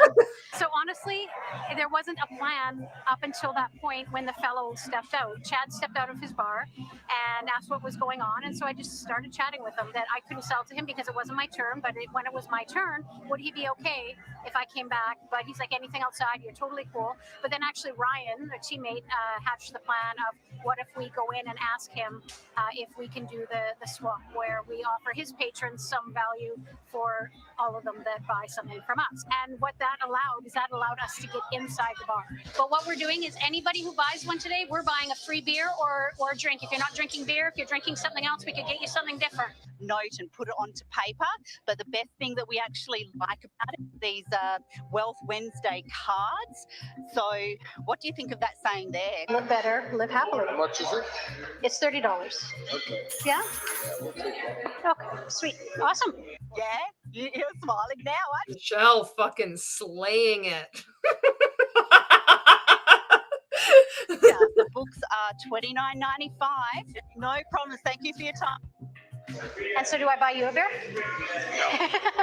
I'd love to buy you a beer, though. And how do you feel about, time's up for my reality show. More active listening, you're saying. More active listening. Okay. In sales, you're In saying. sales. Yeah. Okay. In sales.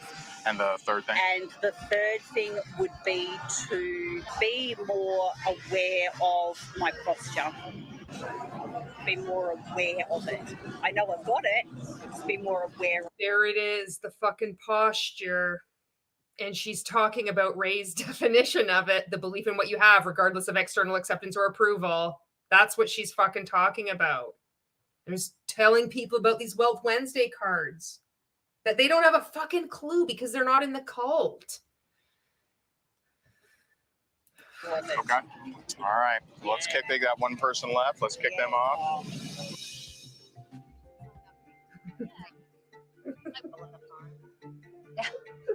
Pebble? And Yeah. what about, so it's kind of like, drawing more goodness into your world. All right. And go. Right here. And I have 5 minutes to try and sell as many of these gratitude journals as I can. Yeah, it's like a page. Just showing you how fucking deluded Ray and Jessica are, where they think this is okay. And they've gotten away with it so far, where they've hired a TV crew and they've got people within rank makers to fly out at their own expense to compete for a fucking job with them. And they have them running around doing these ridiculous tasks, setting them up for failure. Like this fucking happened in 2019 and then it happened again. It was season 2. Was it 2020? It was fucking 2020, wasn't it? They did this twice. They did 2 seasons of this. This is how deep the delusion goes with them, that they've done this to people, So brutal. Forward kind of thing to make people feel good. Is there a way I can get one of these in your hands today for $30? These that might want to use one of these? All right, well, thanks for your time. I appreciate it. This life. Is there a way I can get this in your hands today? I have people that put them in diaper boxes and stuff like that. Unfortunately, I can't stand here. I gotta go. So. Do you practice gratitude, sir? No? Have you ever had anybody pay for your coffee or, that you don't know? So these are actually journals just to write down what you're grateful for. Explaining how to use a product and selling a product are 2 very different things. Like, isn't this it's fucking crazy. I don't know another word to use right now. Like, this is so fucking weird to me to see it. So I'm seeing it now on the outside. I'm also seeing it when I was on the inside, wishing I was there and also being fearful of like, oh my God, I would totally have fucked this up. And also having so much admiration and respect for Ray. I got all the fucking feelings right now. And it's so weird to like see this, like this fucking square balloon, like just keep sliding in various quadrants of this video where he's talking about this impossible task. It's fucking weird. This is not normal behavior to get people in network marketing from all these different network marketing businesses, sell your merch for your fucking coaching group and then judge them on it. You've given them an impossible task. This is how fucking far up his own asshole Ray's head is. I'm talking about his behavior right now. I apologized the last video for calling him a fucking asshole, but his behavior is indicative of someone whose head is far up their own ass. Oh, fuck. Well, this is it, right? Jeannie Jin says, even when I sold my art in the street, I didn't do it this way. It's really aggressive and imposing. If you have a good product, people stop and buy it. But that's not the point, right? The point is to get these people, to break them down, to make them run around and feel silly, and then to judge them on like, well, you couldn't sell it. I would have sold it so much better. But like you said, if you had time, if the goal was to truly sell the product, they wouldn't have 5 minutes to do it. And he wouldn't be telling them to like take off their shoes and then mock them for wearing high heels like in season 1. That's not what it's about. It's all this is about making the contestants feel and look ridiculous. It's about undermining their confidence. I'm so happy that Stephanie got out and she is a leader. And this is what happens when you stand up and you're like, no, this is who I am. You're made to feel like there's something wrong with you. And nobody, like, there's not going to be all these people that are like they're going to have your back, because we're all in a cult. We all don't see it. We think that the person that's actually critically thinking that there's something wrong with them until we fucking wake up and we're like, oh no, gratitude isn't a practice. It's so messed up. It is so messed up. Jen Shi says, I can't sell anything. How do you sell something with as much value as a $1 notebook for $30? Oh, because we thought it was a good deal because we were in multi-level marketing where like $60 bottle of shampoo makes sense. Oh man, those contestants were exploited. It says, yeah, that makes sense, Julie. It's about humiliating them. That's all this is about. What's funny now, the irony is that it's now he's humiliating himself. The truth comes out eventually, And so if like a fucking pimple, like it just builds up. If you have like an ingrown hair on your leg, you're like you come out of the shower and you're putting lotion on your leg. And sometimes I get really excited because you feel like a bump and you're like, oh my God, it's not a zit. It's like a fucking ingrown hair, and you can squeeze it and you can just squeeze it and it's satisfying and you get this fucking ingrown hair out. It's time to squeeze it. I'm selling this product and someone says, I don't practice gratitude, you don't have time to explain the concept of gratitude. I would move on. Are you sure? Like, wasn't that riveting commentary? It's like the news. It's so fucking weird. If someone says they don't practice gratitude after you ask them if they practice gratitude, then I would move on. You don't have the time to keep asking them things. What the fuck is he's fucking All right. Did you hear it, sir? Okay. Thank you. Good job. Thanks. All right, we are here in downtown Fort Myers at This is the part. I remember this part. Fuck, watch Michelle in action right now because this is good. So this is like she fucking works Ray. I'm not going to say another thing. I'm going to let it play. And just want to give a shout out to one of the team leaders here, Michelle. But how did you find this gentleman right here? We'll introduce him. Okay, so this is Chad, and Chad owns 1025 down here in Fort Myers. Nice establishment. The best place, right? Yeah. The best place downtown Fort Myers, hands down. Yeah, I've just been in there for 5 minutes. Great crowd. Looks awesome. You guys should check it out. So anyways, we were standing out here filming. Chad popped out to say hi.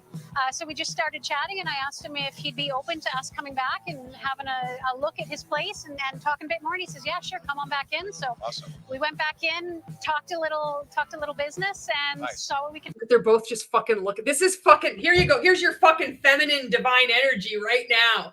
Fucking Michelle in the center. There you fucking go. I'm sorry I had to pause it. Make happen. Awesome. Yeah. Very cool. And Yeah. you got one of the you did a good job. Got him Yeah.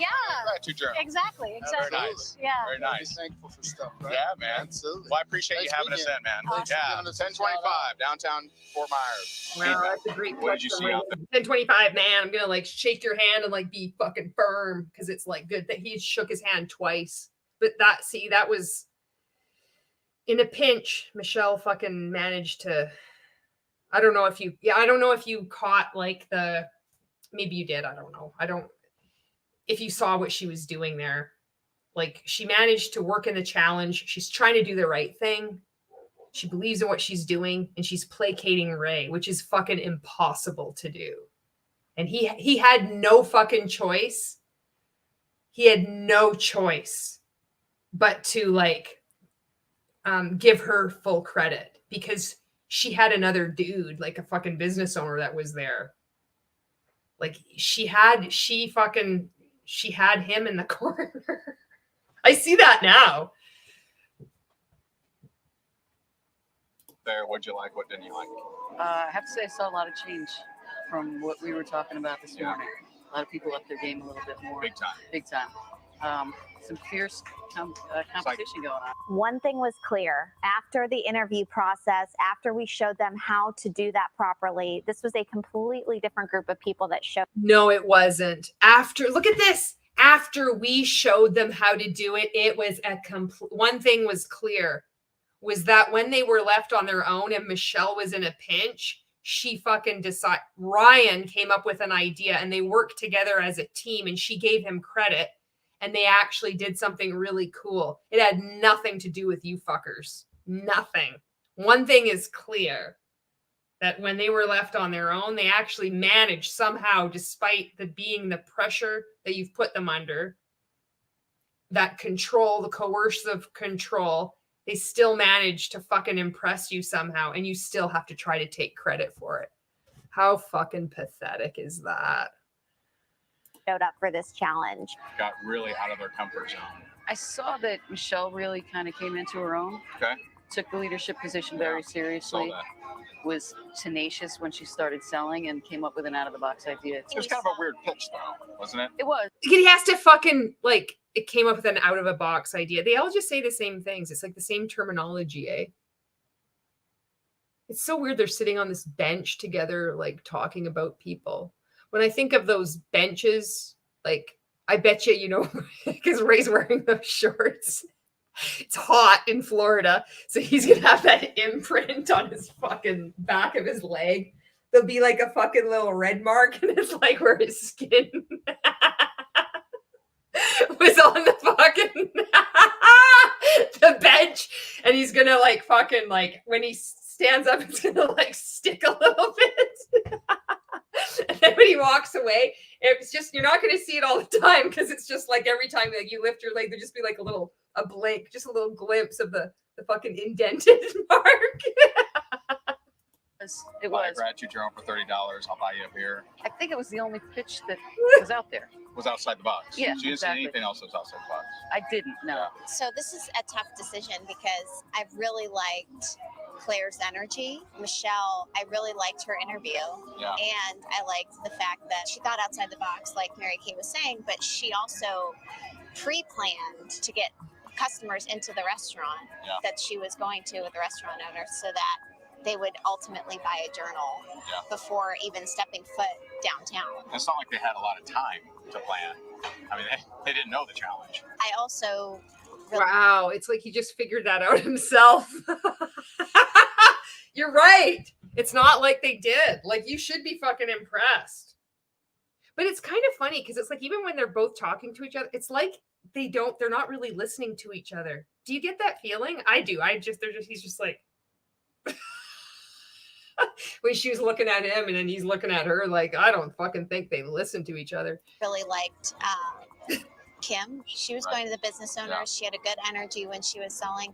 And I also think Tripp did a great job. He asked some good questions. Yeah. Nobody blew me away with their sales pitches, though. Yeah, most of them, they would, telling all this stuff, And they're like, yeah. But then once they got to $29, the person was out. It's because your journal is ridiculously priced, and nobody does this shit except when you're in a cult and when you're in multi-level marketing. It's fucking weird, Ray. Like, I hope to fuck you wake up.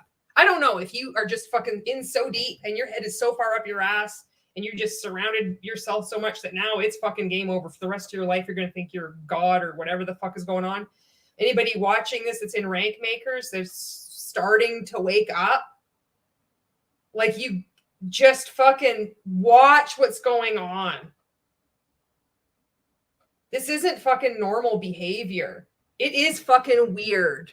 It's not that people are less than, or they have hatred in their heart, or they're a fucking demon. It's fucking weird to be like, do you have this gratitude journal and we have Wealth Wednesday cards? It's a fucking cult. And I know I was in it too, and I fucking thought it was amazing. Stephanie, afterwards, she broke down and was trying to justify why she didn't make a sale. Okay. And was Because she fucking really wants your approval, and she fucking is a real leader, and she's very hard, like judging herself super harsh, which is what we all do when we're in multi-level marketing. And now you're going to like have disdain for her, which is just fucking normal because that's what you guys do, sitting on your fucking bench. It'd be funny if there was like some bird, like pigeon poop. It was like it got on the back of his shorts. So there'd be like the indent on the leg, and then there'd be like a little bit of pigeon poop. You'd be pissed off at that fucking pigeon. You'd probably see it and like fucking snap its neck. saying how frustrated she is, and she just didn't let it go. She's the only one who did that. So the beer pitch, that was Ryan's idea. I was impressed with Claire, her sales and her leadership, and Michelle's, creativeness. I mean, that's the two people that kind of stood out, but I would like to talk to them a little bit more. The only one that's really tough for me is Kim, because I think she's got potential. Yeah. She's a tough one for me because I really like Claire and Michelle. Yeah. But I also like Kim. Congratulations. Yes, you And did. Y'all this stepped is up. water. I want everybody to know it's water. Okay, nobody. You don't fucking care. Everything is about you all the time. We know it's water. Yay for you. In here. You guys made it tough. And we actually have a few people in mind. But first of all, what did you get out of this exercise? We'll start here and go around. I think I got out of the fact that I need to be a little bit more careful with my words. I need to say less to more people is really what it boils down to. That's what he would say. He'd say less to more people. So that's just like a thought-stopping cliche that we're taught in rank makers. You're fucking good for standing up and sticking to your guns. Saying less. Most people in sales don't even think about this. You don't shut the oh my god. So when we were in rank makers, it would be like I forget what day, whenever they would release merch, Jessica would fucking come on instead of Ray and do this live video training, and it was always so fucking bad. I mean, they were so bad anyway with Ray, but I thought they were good. But her trainings would be like, oh fuck, she's gonna sell something. And it was so bad. Like this, I did buy the vegan leather backpack though, because I just fucking loved everything they had. But I remember like her going on and I didn't even like it, but I still fucking bought it. That's the messed up part. So she'd come on, sell this stuff. This is amazing salesmanship. And she'd go on for like 20 minutes about, this is a vegan leather backpack. It's really nice. It has this pop of color, or she like glitter. There's this new glitter pen that we have. It's so nice. You can buy this for your team and you can send it out and it's duplicatable. And, you could stock up for this. You could stock up on this, you guys. We have a special 20% discount just for you. And why not get a nice pink prospecting journal? Because divine feminine, we need to honor that. That's just like, holy fuck. I'm like, fucking sign me up. I'll fucking buy it. Oh my God. Saying less can say so much more. Just like in the recruitment challenge, you want to get a buyer to qualify for you. This doesn't mean that you do all the talking. This means that you're asking the right questions. I need to stop and listen a little bit more. I think I was trying to be too maybe directive with people. And he was fucking amazing. All of these individuals were awesome. He was fucking awesome. He was actually talking to people because he cares about them and was having genuine conversations. And he's trying to introduce this concept of a fucking gratitude journal where people are like, this is culty as fuck. This is fuck. There are red flags are going off everywhere.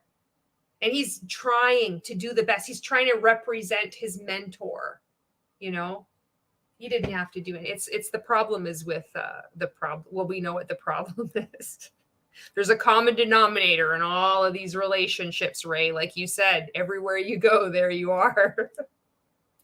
And I also feel like I need to match their energy. That was, I think that I should have talked to less people, but actually said more. I believe you talked to 8 people. Is that correct? Yeah. And you're saying you should have talked to even fewer. He likes to have a lime on his side of his glass. Just a little bit of citrus makes it more refreshing. Spent more time? Spent more time. I think that would have made a difference. I tend to trip over my words a lot. I feel like my tongue moves faster than, like, I'm moving too fast here, not listening enough up here. But it was, and my heart was pumping. What I realized is with a laser beam guided focus and a can-do-it attitude, in the span of 5 minutes, I can talk to 20 different people about product, service, opportunity, or a gratitude journal. A few different things that when you have a team that you're leading, that everybody on the team has an awesome skill set. And if you let people do what they're going to do, that you're going to see some awesome things. Second guessed my abilities to be able to have effective conversations with people. Okay. And I can have effective conversations with people. I can. Nice. All right. Yeah. Nice. It took me back 2 years ago when I first started network marketing, the way it was done back then. You know, they would say, well, just talk to people anywhere and everywhere. So it reminded me that it can be done, and that really you can talk to more people in less time if you listen and if you qualify them immediately. This thing about qualifying people too, he would teach this, like, this is how he ties in with this power dynamic. When you are qualifying someone because you're the prize, you're better than other people. So it's so fucked up, because then he's like, you need to talk to more people. You need to say less to more people. You got to just move on. If that person, if they don't know what a gratitude journal is, then don't waste your time speaking about it. But at the same time, they should qualify. You need to qualify them. So instead of just handing out a sample, you need to qualify them, which means how soon are you going to use this sample? If I give you this sample, like, you have to make them work for your sample. I wouldn't just give them a sample. Like, he taught us that. So that's what he's talking about, this qualifying. That's the background of what that means, which makes no fucking sense in this task at all, because they have 5 minutes to sell these journals that are $29. And they're joking about Ryan. And Ryan's the one that came up with the fucking idea because he's easygoing. It's fucking hilarious. I know that I've been hiding behind social media, and this year that was one of my challenges to myself, was to get out and speak to real people. Yeah. And it allowed me, it forced me to go out and stick to that word and go and do that and do what you've taught us with the benefits. Like, what I enjoyed the most was helping my team, coaching my team. And I should have stood up and taken that spot of the leader. I should have put myself forward. It's here, but I'm not bringing it to here. Okay. And I feel like I let myself down on that. One, many of you had a big pitch that after a really long time led to, you have to buy it. Maybe upfront expectations, or how do I qualify them? I don't know that was done. But this is the finale of the show. This is where, and I told you, the winning team is just guaranteed to move forward. And before we tell you who that is, I could see him with 2 Bic pens in his pocket, one red and one blue, no black. He only likes red and blue pens. His fucking lime is like twisted to the front now. Just know that I think we've talked about it. We've seen a different person that showed up this morning than who's sitting right here, right now. You gave it your all, and we appreciate you all being here. And it's important to say this too about the transformation. They're always after this transformation. Before you were something totally different. Before you were somebody else. Now you're totally different. This afternoon, you've been totally changed. They haven't changed at all. They're the same people, but we would believe this stuff. Oh, I believe this stuff. And Ginny Jin says, and then the pen explodes and he has a huge ink stain the rest of the day. And then he's just fucking mad. He'd have to go in. He'd like send in somebody. He's like, okay, you all have to buy me a shirt. And making the journey. Michelle, you are one of them. Yeah. You know, thinking outside the box and what you did for this challenge, I thought was really, really impressive. And there was one of you that we felt was the best coach, the person that really spent time with their team and really talked to their team, gave advice. That person is Claire. You're the second person. And so, again, all of you played big. All of you are amazing. And I hope that this is something that you'll use to go forward and really change the world. Well, you know what? A lot of people have really gone forward to change the world. They've left, thank God. A lot of people are having conversations. I've heard from them. And they're happy that I'm speaking out and covering this. They're healing. And they're happy to know that they're not alone, because what was done to them was atrocious. And your behavior, treating people like this, talking down to them, talking behind their backs, treating them with contempt, coercing people to share their trauma and abuse, and then teaching them that that's okay to do to other people. It's all coming out. It's really weird to watch this. I feel a lot of the times it feels surreal. Like, how was I a part of this? And I wasn't even in this fucking show, you know? But I wanted to be. Oh, I thought this was amazing. Do you see the change in these people? Can you feel it? You can get that too. Do you see the change in these people? Do you feel it? You can get that too. This is like a fucking Scientology fucking sign up. Did you see the change in those people? That was fucking weird. Did you see the change in those people? Do you feel it too? You can have it too. Fuck, right. Sign me up. Join us in October for Rank Makers Live in Florida. Motivation comes from doing. They went out there and did it. The only thing stopping you is you going out there and putting that extra energy into the marketplace and into your business.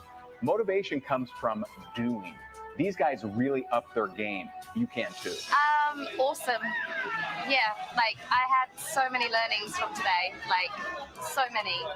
What does this sound like? Jesse Lee Ward. I was utterly transformed. I learned so much. What did you actually learn? Nobody learns anything. But they feel, because they were broken down, running around exhausted, nervous, given an impossible task. And then I learned so much. What? You didn't learn anything. That's the sad truth. And the sadder truth is that this is all for network marketing. It took me a long time to grasp the past, the questions that Ray asked in the interview, like coming out and feeling like I hadn't quantified what I want and how much I want it. Like it just put the fire in my belly that I needed. Yeah, I needed that. So I could go another round, you know, like I feel like I could go another round. Today, almost a little bit out of body in some sorts, where I never thought I would do something like this. Never thought that I could. And I'm fearful of a lot of things, but I've managed to step through a lot of fears. And today it was like this big light bulb that came on. It was like, my fear isn't my weakness. My fear is what's fueling me. Super excited to be going to Ray and Jess's house on the 28th, which is my birthday, by the way. What a way to celebrate my 43rd birthday. Sorry. There's fucking Michelle shining through like a fucking lighthouse. You can see when the people pop through, like, you know, like it's fucking beautiful. fucking look at her smile now, Ray. Just take it in. Take it in. Excited about that. So, yeah. The name of the show is Play to Win. Being around that is really what I want. Gotta start playing to win. You want to try it again? Yes. Okay. Okay, so I've got 5 minutes to sell a $400 bag for $40. She was kind of stressing me out because she was like, then, go to him. It was kind of like, ugh. Kind of like Great girl. Nailed it. I didn't give up. I did not give up. Oh, God. Oh, my God. We made it through another one. Okay, this one is 3 hours and 18 minutes, so that's not too bad. Did it? Okay, thank you. Big breath in. Big breath out. This one was really intense. So I think the next one that I do, because we've seen the first, like how they break everybody down. Like now we know the blueprint. I felt like I really had to keep pausing it. I know I paused it so much. I'm so sorry. I really wanted to keep pausing it just to keep emphasizing exactly how he is manipulating people and how Jessica is manipulating people. And it's exhausting. I know it was too much, but it was too much for these contestants too. And they've had to suffer in silence. They have some of these, there's a lot of footage that hasn't been released. And the implication is that if there was any criticism, that it could potentially be released. So that's why some people are too afraid to speak out. He has fucking collateral on them. This is not okay. And seeing how these contestants are, the format of this show is, it's kind of like a kind welcome. And then each of them are brought in individually, made to cry, made to feel awful. Ray swears for the guys, gets all jacked up, has already brought in Nazi prison concentration camp and one guy. And then for the women, he might swear, but it's not as intense. Everybody cries, and then it's like, well, why should you work for us? Then they have to do the pitch, and the pitch is never good enough. And they said, oh, you're always talking about you. They've done this, both him and Jessica. They've done that for everybody. So I imagine they'll do the exact same thing. So I won't have to like beat that dead horse over and over again. I'll probably find something else to go on for fucking 3 hours about it. But I said at the beginning of the video, it just took one message for me from an individual where I'm like, that's all I needed to continue to speak out. So it was really intense. And if you watched any part of this, thank you so much. These are real doozies of videos. And I know they're very triggering to see people being treated this way, and to see, not only to see the people being treated this way, but then to see how they really believe that they're part of something that's transformative and that's actually helping them. And what's devastating, to use Michelle's word earlier, is that some of these people, and even people like in rank makers, still believe this is good. They don't see the abuse. They see this as excellent coaching. They see me as the problem. They see anyone speaking out and pointing out that is not how you treat people. That is not how you talk. They think I'm the problem. That's how fucked up this whole thing is. And I want to see them get out. I don't want to see them hurt other people. And so how do you talk about this? How do you shine a light on this when it doesn't matter what you do, people are going to get fucking hurt? How do you talk about an impossible topic to talk about, you know? So we did it together. Thank you for being on here. Jen says, yes, I love watching this of Michelle. Ginny Jen says, leave a like before you go. Buttercup says, and this is an edited version. They had so much more. Absolutely. And just Lisa says, wow, yes, it was intense. Yes. Michelle says, it messes with every single thought we have and how we see the world. And so this was in 2019. So the winner was announced. Michelle was announced at Rank Makers Live. So if you can imagine, I was there, like a lot of us were there. This was probably their biggest event. Do you think it was? This was like probably the fucking crown jewel of fucking Rank Makers. Cause I think after that, it's gone downhill.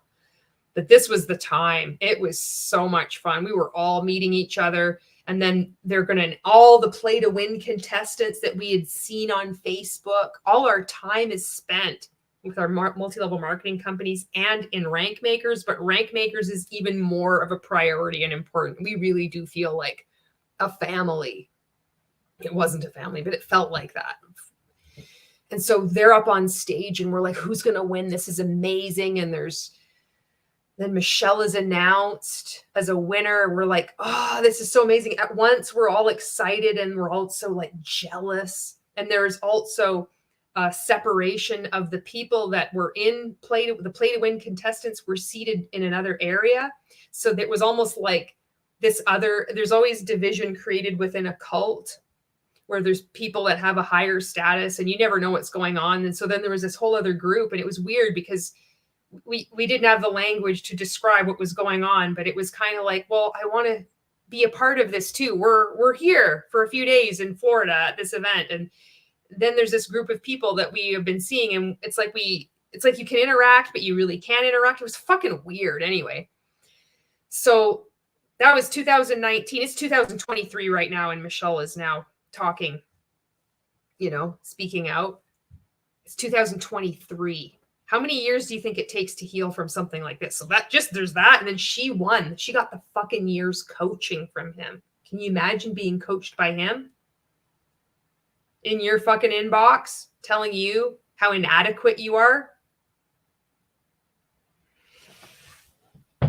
It gets fucking wilder and wilder. And Michelle says, yes, it was. And it was so fun. I was waiting in the fountain outside celebrating. And then we stood on stage, and I had my armpit on your arm. Okay. Buttercup says healing takes time. It takes a long time. No rush. Yeah, it does. All right. Thank you for watching. I know this one came on the back pretty quickly of the first season, the first episode that I did. And I don't know. I'm just going by my instincts. I felt like okay to do this one. I don't know when I'm going to do the next one, but I will. I'm going to keep going through them because I feel prepared to talk about it, even though I'm like clumsy the way I'm speaking, but I feel okay to speak out, not on behalf of contestants and not for them, but speak out about it. I'm not taking anybody's voice away, but exposing it for what it is, because people still think that they were alone in their experience, that there's something wrong with them. There's something wrong with their mindset. And even more so is that the people that have continued on to other schemes and grifts that are doing this same behavior in some capacity to their downlines. And they're using the same language. They're using all the same manipulative tactics. So that's got to shine the light on this. If you're a teacher, if you are an educator and you are teaching your students about multi-level marketing, you've got some insight into the multi-level marketing coaching industry, and you can see how this could present itself by people coming up to you selling a gratitude journal. This is like a weird example, but it's going to come up to people in ways of relationships that you already have. It can be in the form of a cold message, but typically it comes through people you already know. So I hope this is just giving you more, information so you can avoid these scams and help your loved ones get the fuck out when they're ready, and see how I react and how we're talking, how, I can get super fucking defensive. The previous video, I was taking certain, there's one comment I took fucking personally, and they were just making conversation. I'm like, I'm sorry. I felt like such an asshole. That's what I felt like an asshole about. I'm like, they're just asking a question. I just am like that, And like Buttercup says, healing takes time. So after all of that, thank you so much for watching. I'm going to do the next one. I don't know when. And if you are in a high control group, you're in multi-level marketing, or you are in rank makers, maybe 100K inner circle coaching, you're starting to see the contradictions. You're, and you don't have the language for it yet, but things are feeling wrong. It's really, it's common and it's normal to feel like you're better than other people, even when you exit. your experience, you would never have sunk that low. There's still that judgment. If you've been a part of rank makers, it's my opinion that try to get into therapy. Your mind has been fucked with big time. And you're primed to slip into another high control group. The way that we're taught manifestation, law of attraction, now with his religion, I don't know what the fuck is going on in rank makers now with that. But that stuff is all fucked up. It's not right. It's not reality. And it gets in. It ties in with your regular beliefs and you think it's reality. You write down how many hours did you spend writing down a vision of who you want to become, for what, to what end. Hours of your life wasted, and it's just bullshit. It can just cause a person to unravel, and it takes time. When you leave, if you leave, I want to say when you leave, the healing isn't done. The healing is only begun. Even if you think you've got it all figured out and you're like, I know this is a pyramid scheme. I can't believe I was a part of it. I need to get out. It's like being a part of rank makers. It's a fucking shit show healing from this. Not everybody, but some of you. So I've talked enough here. Anna Marie says, yep, agree. Michelle says, I was getting defensive earlier. It's hard. Yeah. And Anna Marie says, keep fighting the good fight. It will help people. Thank you so much for being on here. And I'll see you in the next video.